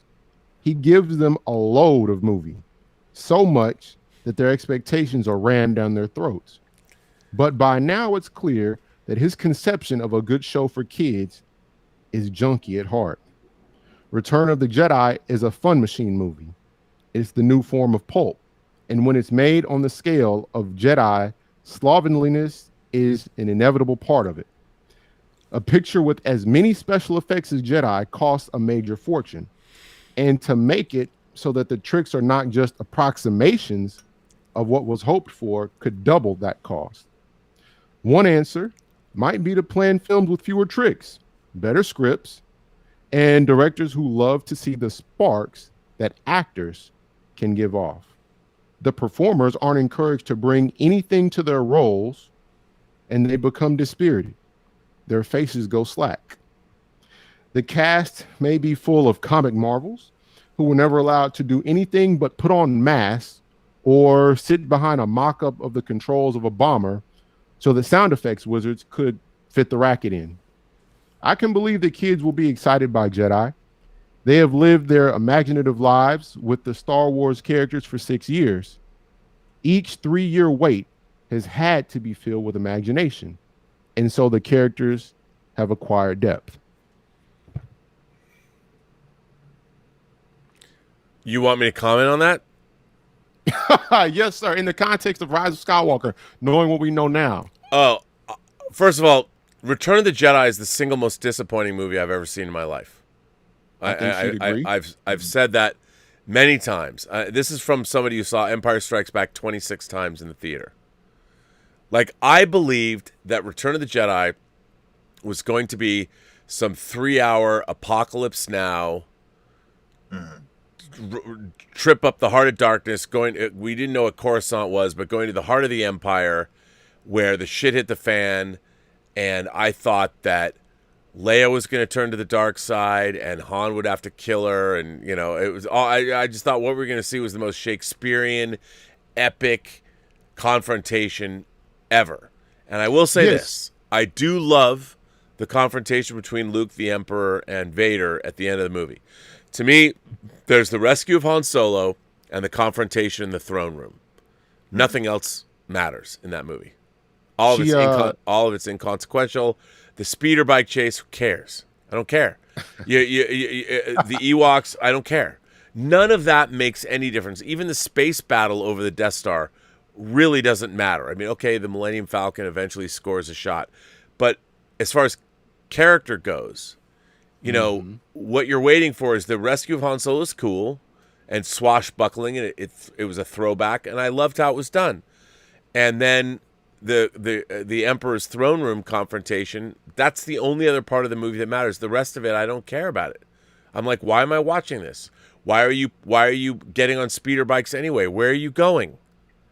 Why are you playing with them? Like, what is the purpose of any of this? Like, why are you wasting time? Why did the Emperor build a Death Star 2 knowing the Death Star 1 was destroyed? Are you a moron? Like, what? Like, why? And I get it. I mean, all that stuff, but I wanted some epic Shakespearean pathos from Jedi, and instead I got Han Solo and Princess Leia goofing around like, hey, it's me. And then the Ewoks, and I'm like, I don't care about any of this. I care about Luke confronting the Emperor and Vader. That's it. She went on to say, children may not have had such prolonged experiences with any other characters unless they've gotten into, say, the Oz books. But I can't believe that Jedi will give kids any deep pleasure because there's no quality of personal obsession in it or even of devotion to craft. What a director like Richard Marquand does is take the fantasy out of fantasy. So I agree with that. Your point she was made. Yeah, I completely agree with that. And there's a lot of people. Jedi is my favorite Star Wars movie. I'm like, why? There's nothing in it. You have a conflict that's with Luke and the Emperor and Vader that was set up an empire. I mean, you might as well have Vader like when he confronts you, come with me, together we can rule the galaxy as father and son. You might as well just have had Luke do that, and open Return of the Jedi with a Star Destroyer going to the Death Star 2 and Vader and the Emperor, and Vader and Luke walk to see the Emperor. Now that's how you start a movie. Mm-hmm. So would you say that having a release date before having a script hurt the movie? Yeah, that's a dumb idea. Don't do that. Listen to Orson Welles when he said he will sell no wine before it's time. Aurora Uplinks, by the way, says, the throne room scene is epic. Although I have to be honest, I love the starfighter battle and the big ship shots, and we needed the Crimson Guard fight. No, I agree with all that. The space battle's really cool. But I'm like, the space battle's just like kind of, it's a very cool space battle, but what's really going on? Like the battle of Yavin 4 at the end of Star Wars, these X-Wings have to, or the Y-Wings, they also have to get in a trench. They have a very specific place they need to go to. So we as an audience know exactly when 3 of them go into that trench and they begin their run and the guns are firing, the TIE fighters are coming after them. We know that, oh my God, this is tense because they have to get to this little point and you're seeing the computer readouts and it's so well done. But everything that happens with, I get it. Oh, it's a Vietnam parable where these primitive people are able, but it's done in such a not great manner that on the nose and also with no creativity. No flourish. All right, the final part I'm going to pull out of this, and I just wanted to see how it lines up with your beliefs. You've kind of what I'm about to read is something you've touched on before. Maybe I want to say maybe last week. It's one of the least amusing ironies of movie history that in the 70s, when the personal filmmakers seemed to be gaining acceptance, the thoughtful, quiet George Lucas made the quirkily mechanical Star Wars, a film so successful that it turned the whole industry around and put it on a retrograde course, where it's now joining forces with video game manufacturers. If a filmmaker wants backing for a new project, there better be a video game in it. Producers are putting so much action and so little character or point into their movies, there's nothing for a viewer to latch onto. The battles between good and evil, which is the theme of just about every big fantasy adventure film, has become a flabby excuse for a lot of dumb tricks and noise.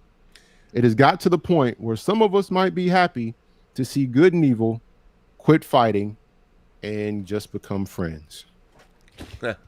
See, here's the thing.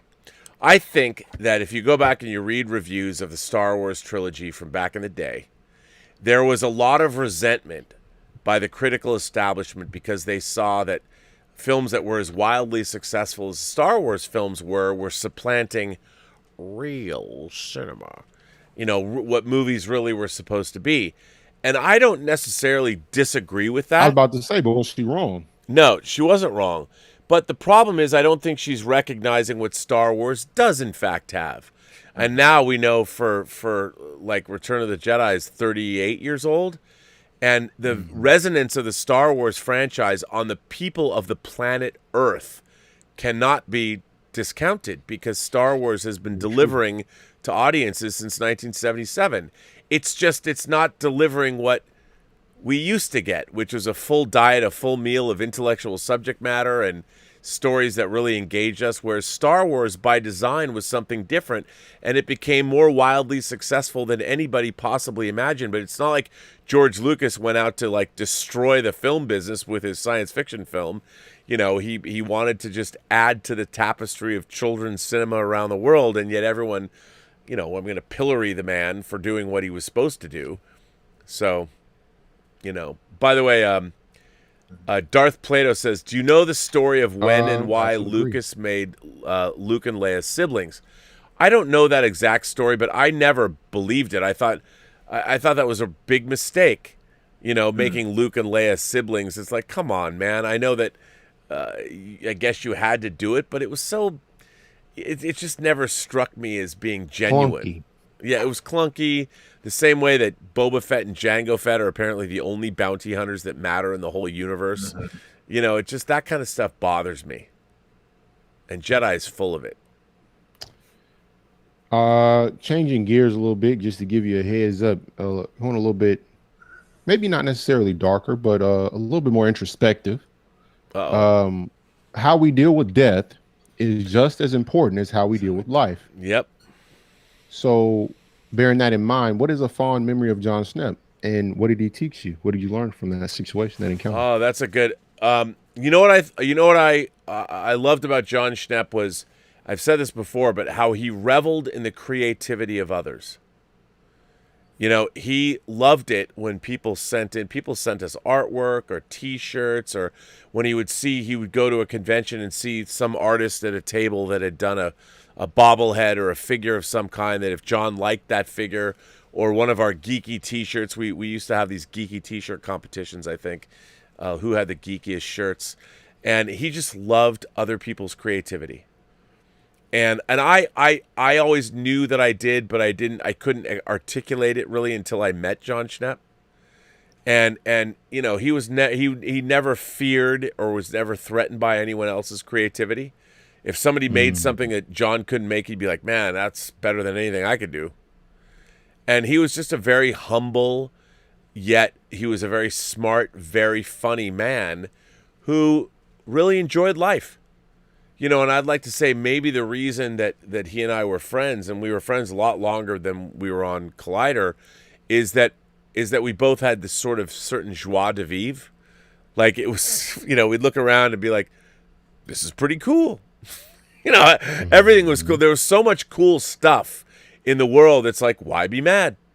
You know, if you're an imagination connoisseur, although he didn't, I don't know if he ever knew that term, but the fact that people could have what they have, you know, and that we were able to live in a world where people are making all kinds of cool shit and watching the most obscure films, and you could get copies of them. It was amazing. And I think John loved that. I really regret, I sat next to him during Infinity War, and we were like two kids in a candy store. I really wish I could have seen Endgame with him, because it would have been, you know, going to him. And you know, I keep going back. People ask about memories about John Schnepp. I was in New York for a wedding.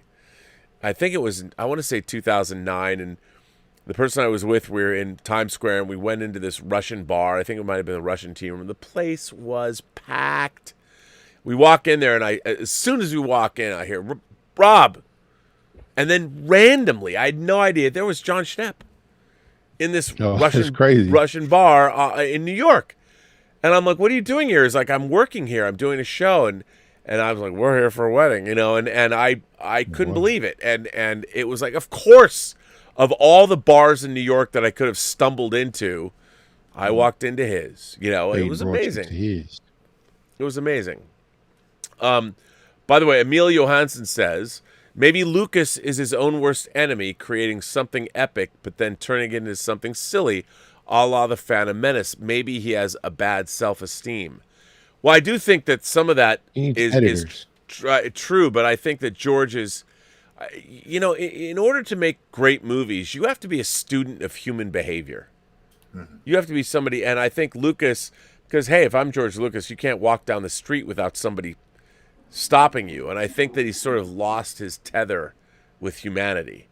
And I think that's why the prequel, I always said the prequel movies are bad movies, but they're good Star Wars. Because I'm like, I love everything that happens in them. They were in a great movie. So he needs pushback. He needs Marshall Lucas. He needs Erwin Kershner. He needs Kasdan, someone else that can shape the ideas, give it that lyrical quality it needs, the operatic, dramatic qualities that it needs. Yeah. He has the mythology and the lore all in his head, but someone else has to come and iron it out. Yeah. I agree.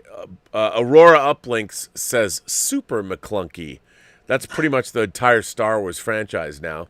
The Nerdporial Lifeform says, in my original trilogy video, I talk about how I would do Return of the Jedi differently. Leia not being Luke's sister, Luke beating Vader too easily at the end.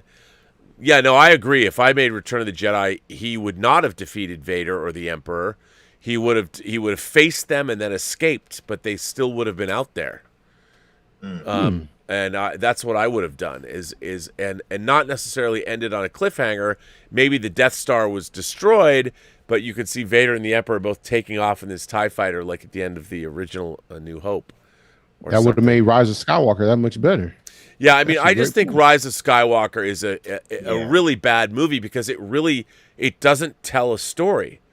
It's a succession of events happening, and you've got characters doing things you expect them to do in a Star Wars universe. But, like, we're going to go see the Emperor? He's dead. You know, he died 30 years ago, and now you're giving us this weird fan service that you pulled out of your ass because you had nothing better to do. Like, why is the Emperor still alive? Well, we don't have to tell you. It doesn't matter. He is. Yeah. And you're like, my entire problem with the sequel trilogy is that if you're a kid discovering Star Wars for the first time and you watch episodes 1 to 6, and then you put on Force Awakens, you're like, what is this shit? When did my heroes become so stupid? They just defeated the Emperor. The last 5 minutes of Jedi before the credits, I've watched the celebrations across the galaxy, and now I go to episode 7, The Force Awakens, and I'm like, wait a minute. Are you telling me that the galaxy has fallen to some other douchebags? Like, why my characters, Luke, Han, Leia, Lando, R2, 3PO, Chewie, they got to be some kind of dumb people to allow the last 30 years to go by and not notice that somebody's making the greatest super weapon known to the whole galaxy. Yeah. It just was like, come on. Yeah. Yeah, it was a little strange. Even I can't remember if it was the comic or the novel that all the fans are like, we should have just done this as a sequel, you know, or they found Luke's hand, his severed hand, and they cloned him, and you know. Yeah, I mean, there's all that. Yeah, that like in Dark Empire. It's yeah, just, it's so. I mean, there's so many good things they could have done. Yeah, and that's the funny thing. I mean, they've all got all the EU books they could have pilfered from, but no, they didn't. One I would so love to either see or do is Death Troopers. Right, I have that.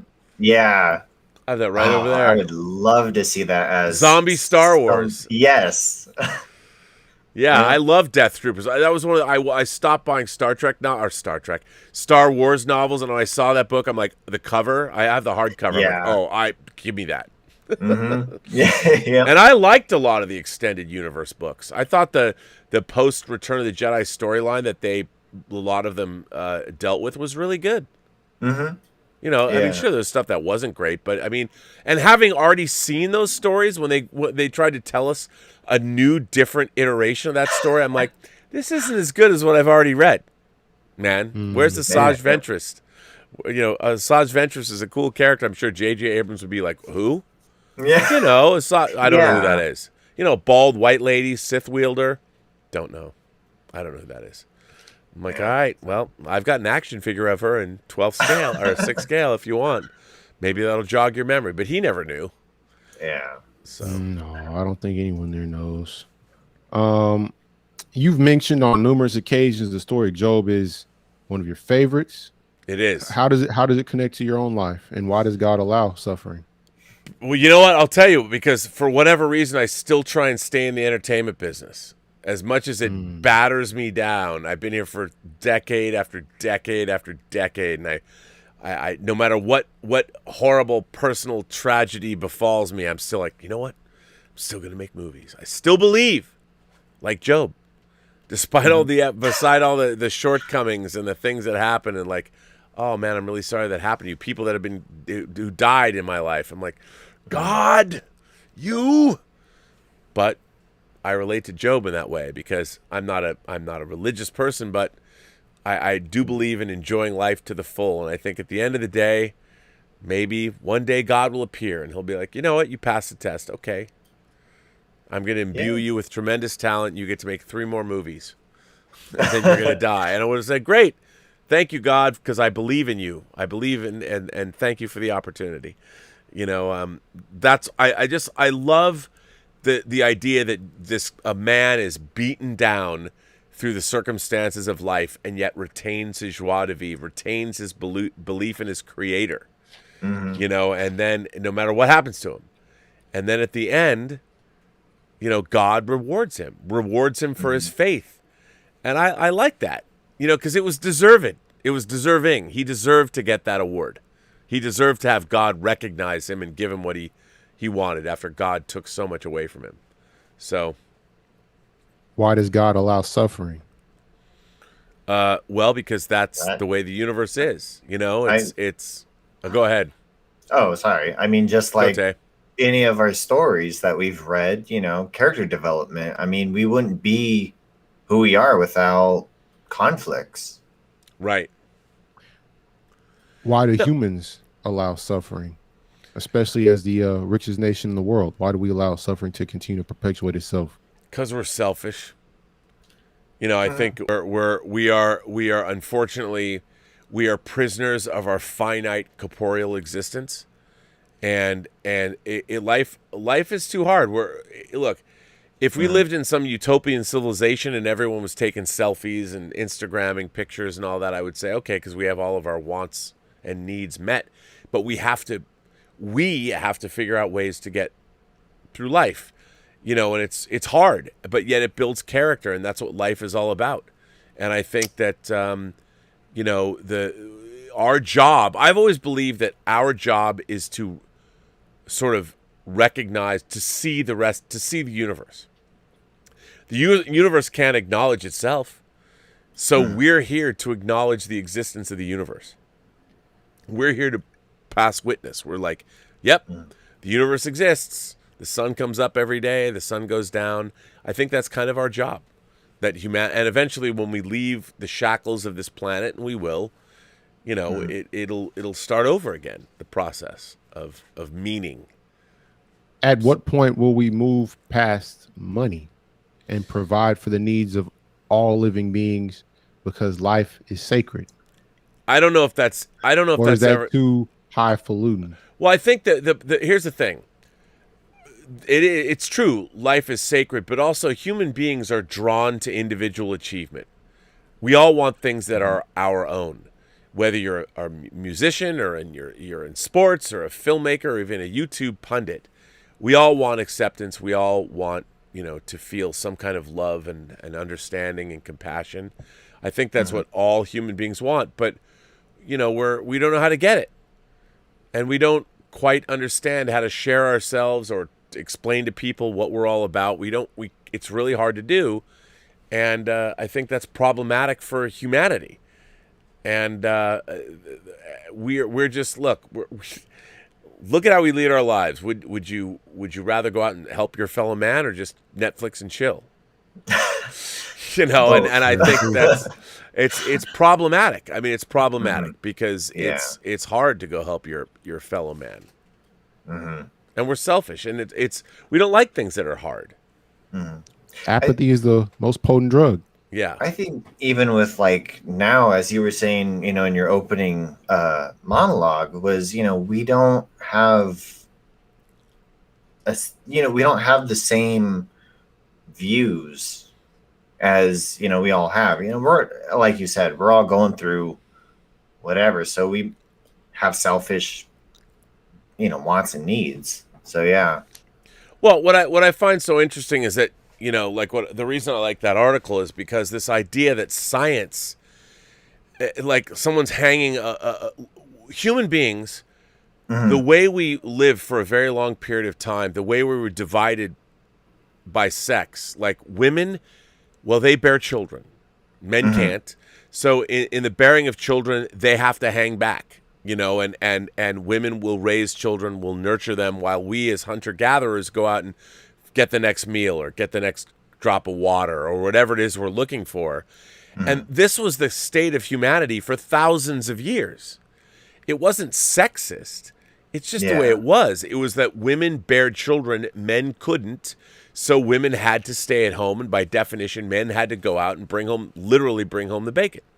And I find it so strange. Like, what's wrong with that? Like, this is biologically hardwired. And I believe that, I've worked with strong female executives since 1989, when I was on the art department of Texas Chainsaw Massacre. And I've never had a problem with strong women that know what they're doing. I'm like, that's great. Part of my job is to keep track of your work. And if you're already doing great work, it makes it easier on me. And I just think it's so strange we want to blame everyone. Like, I thought 10 years ago, our civilization, I'll tell you, I've said this before on the show, but I was dragged to see Step Up to the Streets, the movie. The sequel to Step Up, yeah. Not something I would ever go to. I'm like, really? But I think maybe I was drunk or something, and we went to see the film. And the thing that struck me is the good dance crew. The good dance crew was completely multi-ethnic, all different kinds of people, and like the bad dance crew was not. And I always thought that was sort of an interesting thing, like, oh, well, based on the feelings I'm getting from Step Up to the Streets, maybe a multicultural future is the wave that we're supposed to be seeking out. And I believe that. And after I saw that movie, I'm like, I'm going to stick to my guns. And I believe whatever I can do to foster the communication of people between countries, what better task is there than that? Very true. What's your fondest memory of working on Texas Chainsaw? Oh, well, okay. I do describe the story about meeting Ken Foray. I dropped that video. But my favorite memory is, so in Texas Chainsaw Massacre 3, we had built a farmhouse set in the hills behind Magic Mountain. And part of my job during the day was we had a security guard out there. I had to bring him water or soda or whatever, he wanted. Beverages, because it's hot up there and there's nobody up there. That's part of my rounds. So when I get up there, I was also in the pickup truck bringing supplies, probably props or whatever. and I'm dropping him off the set and giving him a water bottle, like a big jug of water. And out of nowhere, we're suddenly surrounded by flames. The entire hill is burning in front of us. Like it just, because it was really hot and it was burning. And I'm like, there's no way I'm going to let this set burn down on my watch. So me and the security guard, it wasn't a real farmhouse. So there wasn't running water. There wasn't pressurized water. And so we were kind of screwed. And we had our one jug of water and it was crazy. And I'm like, what are we going to do? Like, we can't go anywhere. And luckily we're in a dirt clearing, but we're now surrounded by flames. And it was just, I'm like, man, this is movie making. It was crazy. And then you hear the it was helicopters, just like in Apocalypse Now. Dun, dun, dun, dun. And then these helicopters come out of nowhere and they start strafing the fire with chemical retardant and they put it out. And I don't remember his name, me and the dude are just sitting there going, oh my God, we were just in a movie. Yeah. And it was incredible. I mean, it was, and that was one night. That was one night. Sounds unforgettable. It was amazing. It was amazing. Actually, Aurora Uplinks said, I actually liked even most of the bad expanded universe books like Truce of Bakura and The Courtship of Princess Leia. I would watch these as Legends films. I think a lot of people would, but the problem is the actual, if you said J.J. Abrams, if you said, hey, J.J., he'd be like, wait, what are you talking about? I don't want to read that shit. And you're like, yeah, but it's a great story. Yeah. It's great. Why don't you win? Nope. They're going to be like, zombies in Star Wars? Why? Yeah. It's like, come on. And then you just look at the cover, Death Troopers, and you're like, okay, I'm in. I get it. A picture says 1,000 words anyway. Yeah, no, totally. I mean, even just the opening scenario of how they encounter the infection, it was insane for even me. It was these lungs pulsating and they scream in this tank, and I was like, what? No, it was great. I mean, it was it was great. I loved it. Oh, man. But yeah, it's funny that there's all this great work being done by all these great writers, but because it's tie-in fiction, no one pays any attention to it. I'm like, well, they adapt Tom Clancy, they adapt Scott Turow, they adapt all these books. Why wouldn't you want to adapt books that you already own? I don't know. I don't know. This is more of an observation. Star Trek II's opening is a better version of the 2001 Space Odyssey opening. That's just what I got from that. Watching it today. You mean the Kobayashi Maru test as opposed to the beginning when the monolith is dropped off on Earth, or the? No, I mean literally the opening where 2001 opens on this really slow black crawl. Oh, right. Star Trek II's is a really fun, fast black crawl with a lot of space and little hyperlight drifting going on as they pull the credits up. It was just more engaging. 2001 puts me to sleep, and I always have to check and see if the movie's broken or is it something going on. Is my DVD on? Right, running? No, I mean it's definitely a languidly paced film to be sure. But yeah. Oh, what were you guys gonna say? It's horrible. It's wretched. Oh, I'm sorry. I mean, it's a classic. Yes. I also wanted to ask you about Terminator. I wanted to get your perspective on the first film. Would you describe it as a body horror film, a life-affirming romance that reveres the female body, or kind of the inverse of Alien, kind of the antithesis of a movie about girl power, where Alien is kind of about the fear of reproduction, the fear of the female power over life and death. Terminator reveres it. How do you feel about that? Yeah, no, I mean, I would say that the great thing about Terminator is that Sarah Connor is a strong woman, even as a waitress, even before she's come into her own. Sarah Connor is a strong woman that doesn't take any shit from anybody, and she is her own person, and she gets caught up in a fantastical situation, and she rolls with the punches. So I think if anything else, if nothing else, the fact that you have a strong female protagonist that stands up for herself, that isn't, and when she's first portrayed, she makes a mistake at work, and her waitress says it's one of my favorite lines in any movie. She goes, "Think of it this way," or something to that effect. She says, "In 100 years, who's gonna care?" And I'm like, "Amen, sister. Amen. In 100 years, who's gonna care?" That's like most of our lives. So to stress Very the true. small things, like, why bother? Yeah, no, it's with the small stuff. But how would you categorize Terminator? Is that an action thriller? Or is it? Yeah, I I would say say body horror because no. of I what think they it's a did with the sci-fi action prosthetics? thriller. Okay. That's what I would say. That has a very human heart beating in it. It never gets overpowered by the mechanics. It's always about the jeopardy that Sarah and Kyle Reese are feeling, and it works. I think it works relentlessly well. Is it better than the second one? I think so, because it's unique. You're a good man. I knew you were a good man. I'm a much bigger fan of the original Terminator. Look, Terminator 2 is a lot of fun. Don't get me wrong, but there's a lot of it that I think doesn't hang together nearly as well as the original Terminator.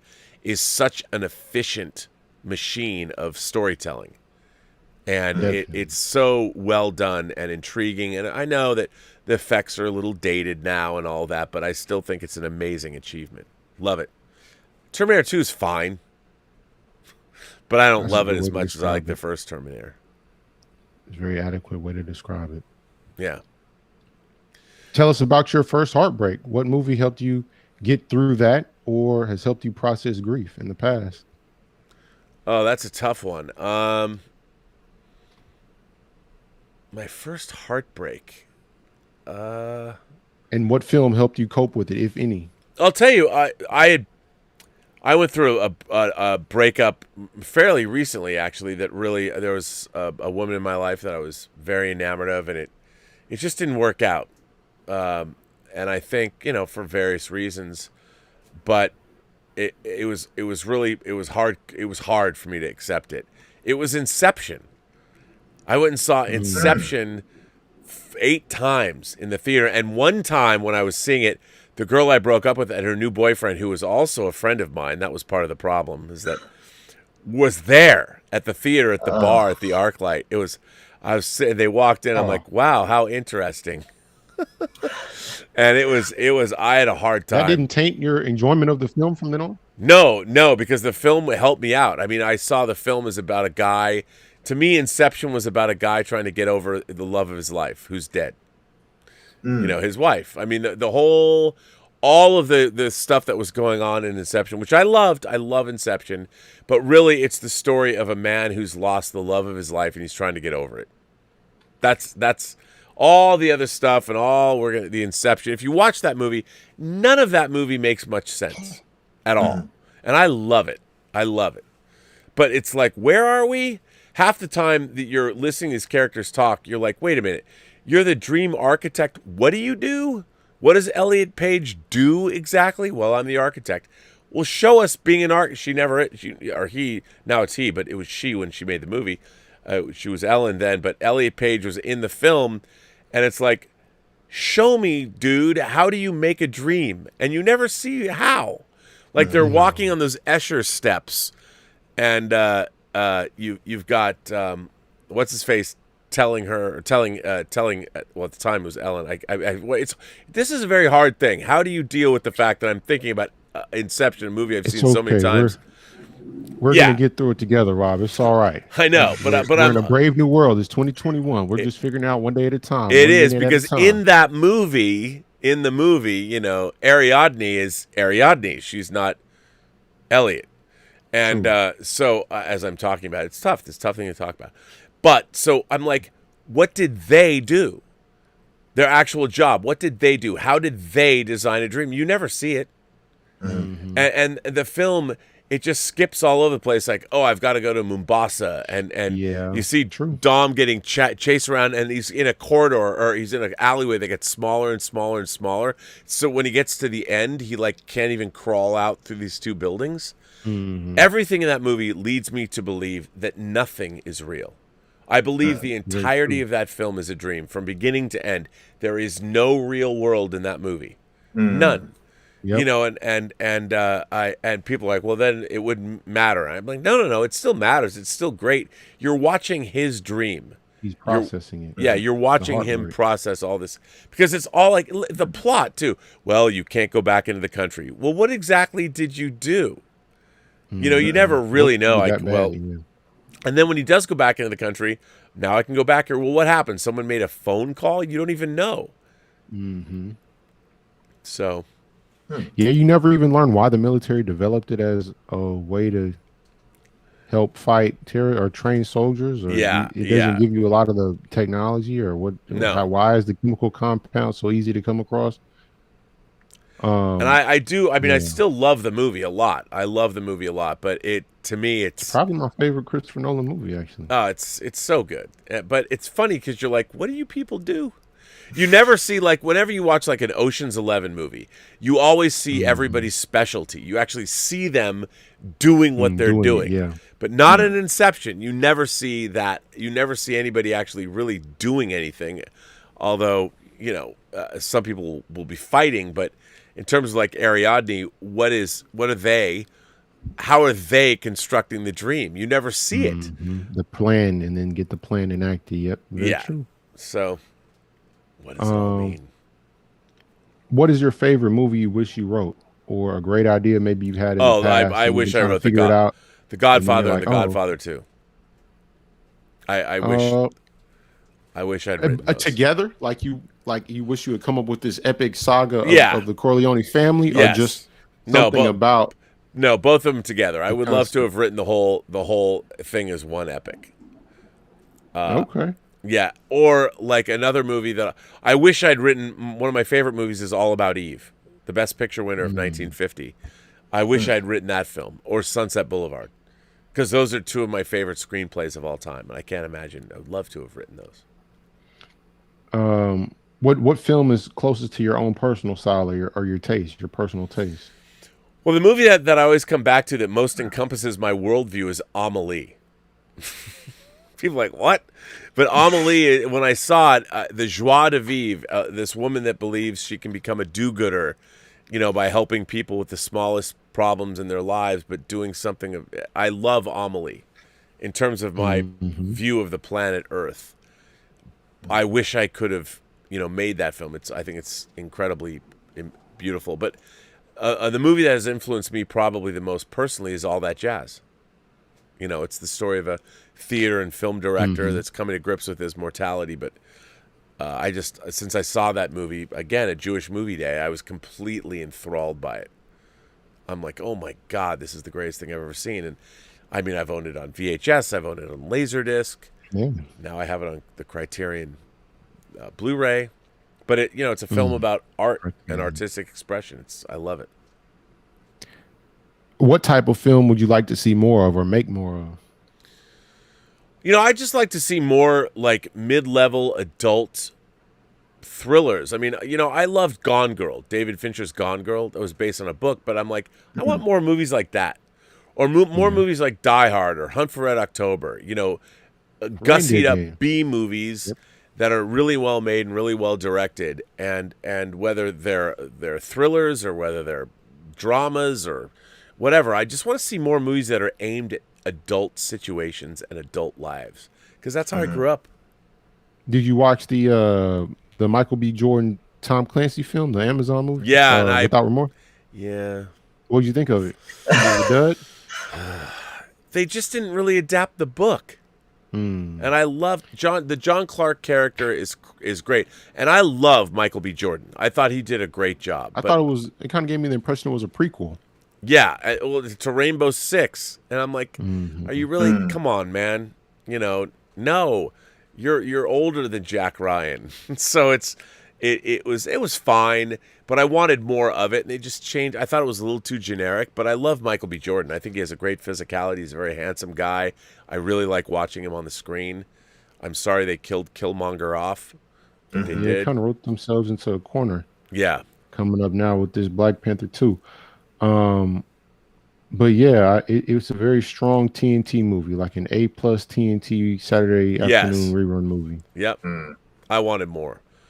Listen, gentlemen, I have to bring this show to a close. We've been on for 2 hours now. Alrighty. I have to get up, and I want to say, Taybe, did you have anything you wanted to bring up or talk about before we leave?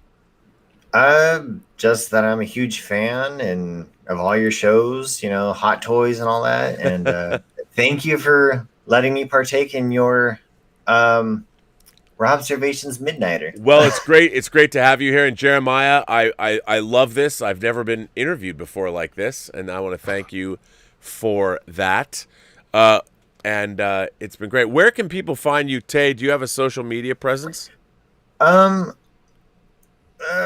I'm kind of working on it right now. I do have a Twitch, but unfortunately, I'm going to be starting college soon, so I'll be taking a short break. But it is Taybe26 at Twitch. You'll find it. Yeah. Oh, that's good. And Jeremiah, where can people find you if they want to find you?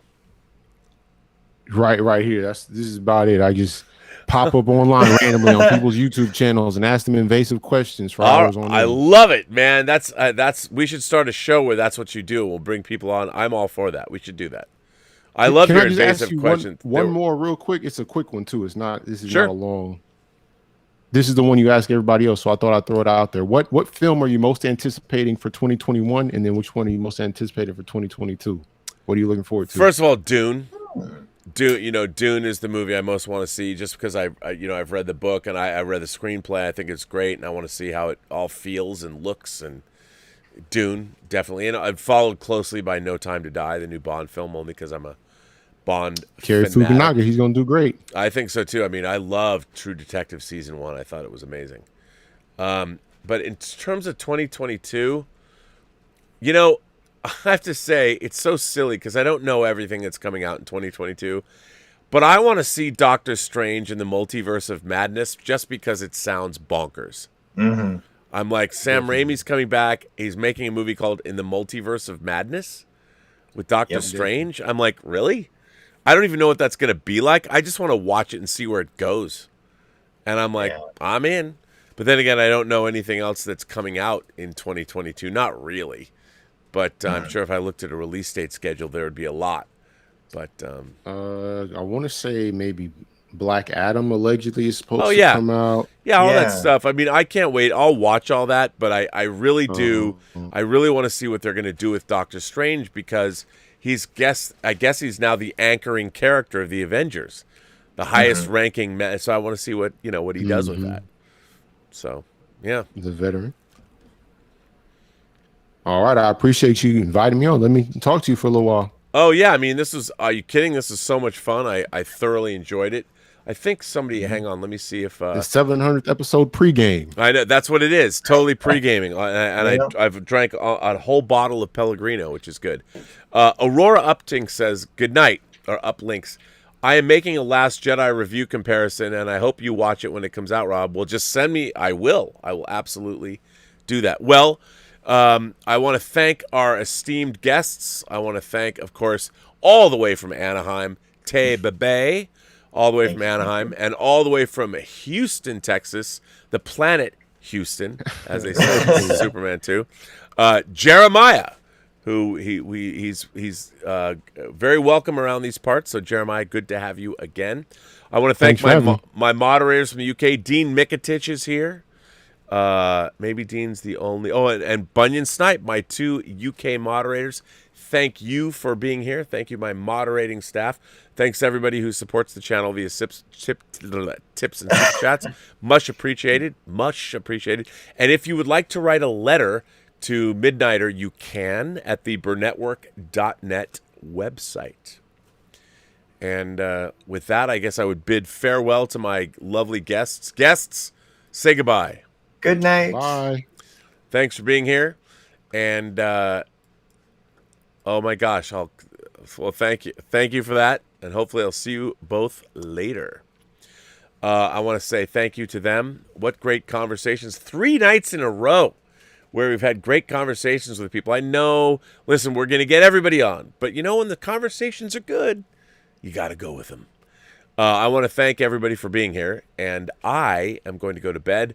I will be working tomorrow, not on the John Campea show, and I will be on Robservations 700, where I'm going to finish the film festival, and I'm going to announce the semi-finalists. So that's going to be cool. It's only 5 months late. I guess 6 months now.